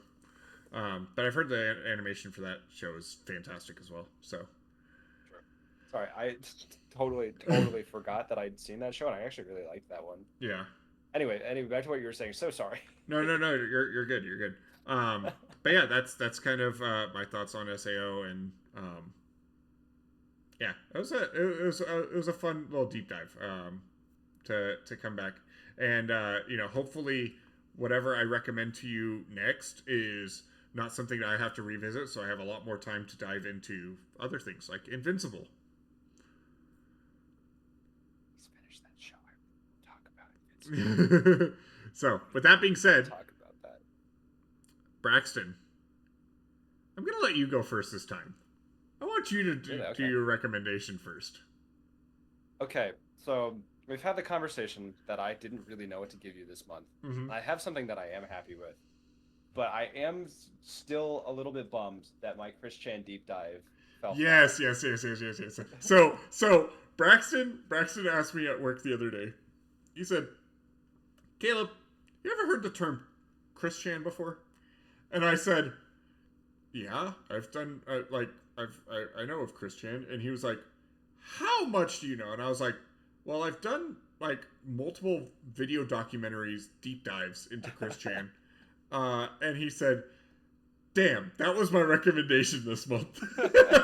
I'm so glad I checked with you. That would have been so unfortunate if I think that would have been so good on the air, honestly. It would have been gold, dude. It would have been really funny for the episode, but like then I would have had to improvise and I would have given you some bullshit. But like, man, there's to talk about Chris Chan before I get into my recommendation for you. There is like tens of hours of Chris Chan lore. And it goes deep, dude. Yeah. If anybody watching this doesn't know who Chris Chan is and wants like a boatload of free content to dig into for a minute on YouTube, check out Chris Chan, dude. Just like look up some of those video documentaries on this character. Yeah. It's fascinating. There's a lot of interesting stuff going on. And it's still ongoing, is the crazy thing. There is still stuff going on. To me. That she's still posting videos of hiding the Sonichu medallions in all around the world. Yeah, well, also people think it's going to be like a mile away from Ohio or something. They voice acted in like a couple games recently. Like there really? There are some crazy stuff still coming, like, and people boycotting those games because of that and stuff like that. It is crazy stuff. I think it's hard to say because they're not not fully competent. I don't want to hear that from you the know. person who still defends Kanye West. I don't defend him. It's the second time we're going to talk about Of course, the Kanye West stan is saying, maybe just separate the art from the artist. I never said that about Kanye. The problem with saying separate the art with the artist about Kanye is that he has a song called "Hail Hitler." Like, that's true. it's hard to do. Also, thank you for demonetizing and getting my channel a strike. Cut that out then. my bad. I have a song called "And Then You Just Beat Me Out." I have a voice line that I use in SCPod because sometimes the articles will say like data expunged or like things will be taken out, and so I just have like a really deep person going data expunged, and I'll just put that over there. Yeah, use that, bro. I apologize. That's fine. We were talking about the notorious song titled "HH." Yeah. But yeah, the Christian lore is fascinating. I'm sad that wasn't something that you could go into for the next month completely blind. But I do have something. You said you haven't seen the Pirates of the Caribbean movies, correct? That is very true. That's very true. I've never seen a Pirates of the Caribbean movie. Okay, so I want you to watch just the first 3 of those movies. Okay. That is my recommendation. Do you know the name of them? Do you know the name of them off the top of your head? Pirates of the Caribbean, Dead Man's Chest, at World's End. Okay. Okay. So I think there's one character that the 4th dives into, and then the 5th kind of like is just kind of like a revisiting. It seems like they were just trying to capitalize on the market of people wanting of Amber Heard versus Johnny Depp. Yes. But yeah, the first 3 I would say are some of the most like well-written like blockbuster films of all time. I would say because they're certainly like blockbustery in the way that like Transformers is, except the difference between Transformers and Pirates of the Caribbean is that Pirates of the Caribbean is like a legitimately good story on top of also having some really fucking good action. Mm-hmm. Like you're watching the cool pirates fight and that's sick, but then there's like really really good story beats in there too. So definitely the first 3 I think are the most important. Okay. That's the Is this something that I should dedicate an afternoon to marathoning all 3 of them, or is this something that I can like watch one, pick it up a week later, and pick it up a week later? Okay, so part 1, you could watch that and then come back a year from then and still be fine to watch part 2. Part 2 and part 3 you're gonna want to watch pretty close together. Okay. But yeah, part 1 is basically a standalone film.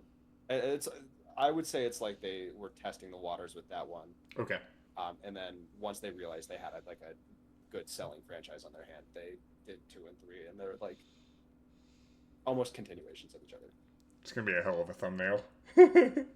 I'm gonna have a lot of fun drawing pirates. At least I know that. I'm looking forward to that. This is also part of why I recommended it. It's also my best friend's favorite movie franchise of all time too. So I'm very much. Yeah, he's a huge pirate guy. Okay, Braxton. Before I recommend you something, I want to know truthfully, how much time do you think that you can give a recommendation this month? Because I have a couple different paths I can take. But if you're like realistically, like a season of a show was way too much. I think 25 episodes was daunting. Yeah.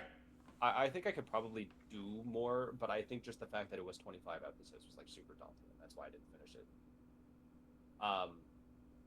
That said, is this something that I'd have to do like multiple small things, or is it something that I can like do like a long chunk of in terms of how long it'll take? Like, do you think I could sink in 5 hours and be like not dead satiated? Yeah.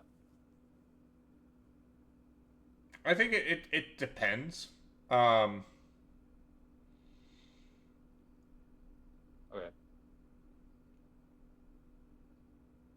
Okay, you know what? I'm gonna give you a multiple choice here. Okay. Like I did with the last episode, these three are all things that will be recommended to you at one point. Okay. This is your visual novel. I have a video game for you. I have a TV show. I have music. And I have a book. Okay. Book is immediately off the table because I can't read without falling asleep. Okay. It will come up. It will Um, come up again. Okay, okay. By then, I'll have moved to my new place and I'll actually have like somewhere where I can sit and read instead of just laying in bed and then falling asleep. So that'll work. I'm gonna say music, honestly. You want to go music? Oh, this is going to be a fun Let's one. do it. Let's go. Okay. Let's go the music route. Okay. So, Braxton, a few days ago, I talked about revisiting one of my favorite artists of all time. And this, I don't expect this music to land with you very well. Because you are not a huge fan of funk. And as far as I can tell, you're also not a huge, like, electronic person.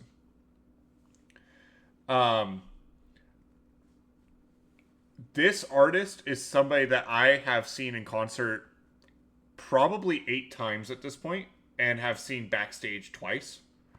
And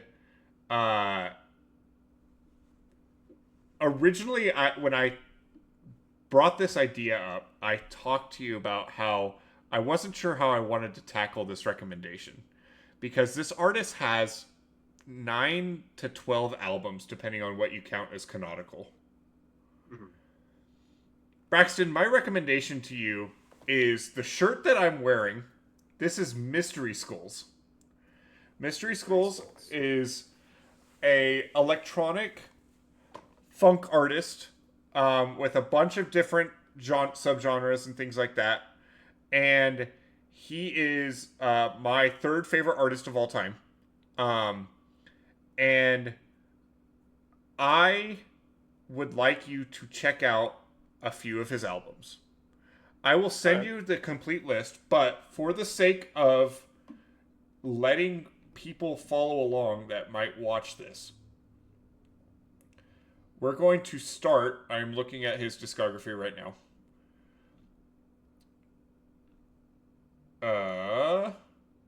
Let's see here. We are going to start with Forever. That is his first studio album. Came out in 2014. You'll also know that the bumper sticker on my car says, "Keep honking, I'm listening to the 2014 album Forever by Mystery Skulls."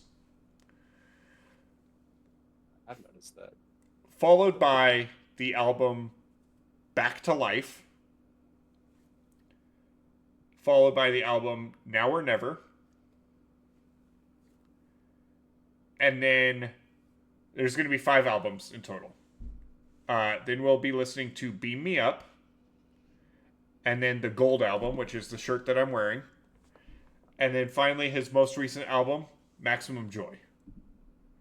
There will be 5 albums. And I do not care how you listen to these. You can have them on as background noise while you're drawing. You can have them on as background noise while you're playing games. I just want you to give each album a thoughtful listen through at least once. Gotcha. Okay. And then I also would like you to think of how his sound has evolved over the course of the 12 years of albums I'm having you listen to. So this is not just a recommendation. This is like a full-on home sound. It doesn't. No, I mean you can hit me with like, oh, this album started here and this is where it ended up. But I want you to engage with the music a little bit. Yeah. And then get back to me on it. Gotcha. I can do that. Yeah. I think it's going to be fun. I think this is definitely not something that I recommend to you lightly because this is something that I think has the potential to go really well, but I think you could also very hard bounce off of. Okay, good to know. So, yeah, Friendly Fire Show episode 4, The Pirates of the Caribbean versus Mystery Skulls. That's gonna be a fascinating thumbnail to draw. I don't know how I'm gonna do that. I said that last week or last month, and I think it might actually be harder this time around. So, in the meantime, yeah, look forward to that. This is going to be a really fun month. I said it last time, I'm really looking forward to the next episode, but this is something that is very near and dear to me. Mystery Skulls is such a, like, personal, like, fascination of music for me. I've always wanted to watch the Pirates of the Caribbean movie. Now I have a reason to. So, perfect, great recommendation. Yeah, this is gonna be a good time. Braxton, where can people find you? Okay, so if you want to check me out, I always link my personal Instagram first, just because I like the idea of a bazillion followers. Don't expect me to post anything about this show there. That's my personal stuff. I only say that because I want people to check out my main account. They're like, why does this guy have a bazillion followers? You know? I think that's a really cool idea. I want to up my mystique in that way. But if you actually want to like support me, see updates for this show, see my thumbnails on Caleb's SCPod, or any of my other artwork, follow me on Instagram. Fuck, I forgot to plug my main Instagram. Shit. My main Instagram, before I go there, is gonna be at Braxton. That's BRAKKSTON. And then if you want to check out my art stuff, again, that's SCPod, personal art. Yeah, I'll be posting the thumbnails for this show there. You'll be able to see next month's episode. You'll be able to see the thumbnail early, probably. Well, hopefully, actually. If I don't get it out early, that might be an issue. So yeah, you'll be able to see all of our thumbnails for that, and that's going to be on at Brack. That's BRAKK does art on Instagram as well. Yep. So yeah, check me out, and that's all my plugs. Cool. And as always, you can always see his usernames down below his picture, yeah. You can follow me on my YouTube channel where you might be watching this currently. That's at Calica, where I post a myriad of different content things. Like I alluded to earlier, I'm going to be making a video about my 14er experience, as well as just a whole bunch of different stuff. I do Yu-Gi-Oh stuff. I go touch grass. I go do music reviews. I just make what I want to make and have a good time with it. That's KALICKA on YouTube. And then as well, you can follow my other creative venture with my good friend Zach, and that is SCPod, which we've also alluded to, and that is where we cover every other week we cover a SCP. We talk about it, we read it, and then we make jokes about it and discuss what hentai of it would look like. Isn't that so funny that you draw for that show? That you draw for that show? Has that happened? How many times have you guys talked about what SC porn would look like? SC porn is good. That's a good one. More times than you think. It is not a common bit, but it is a reoccurring one. Okay, well, as long as you guys don't have me drawing shit for that. As long as you went silent and looked at me with a straight face there. As long as you guys don't have me drawing porn, I'm good. How bad do you want the money? We might have to rediscuss the deal.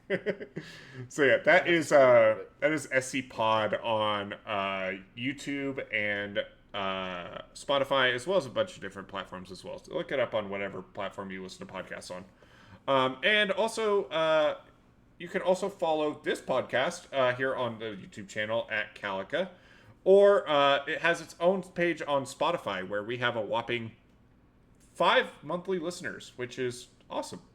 That's up 250% from last month.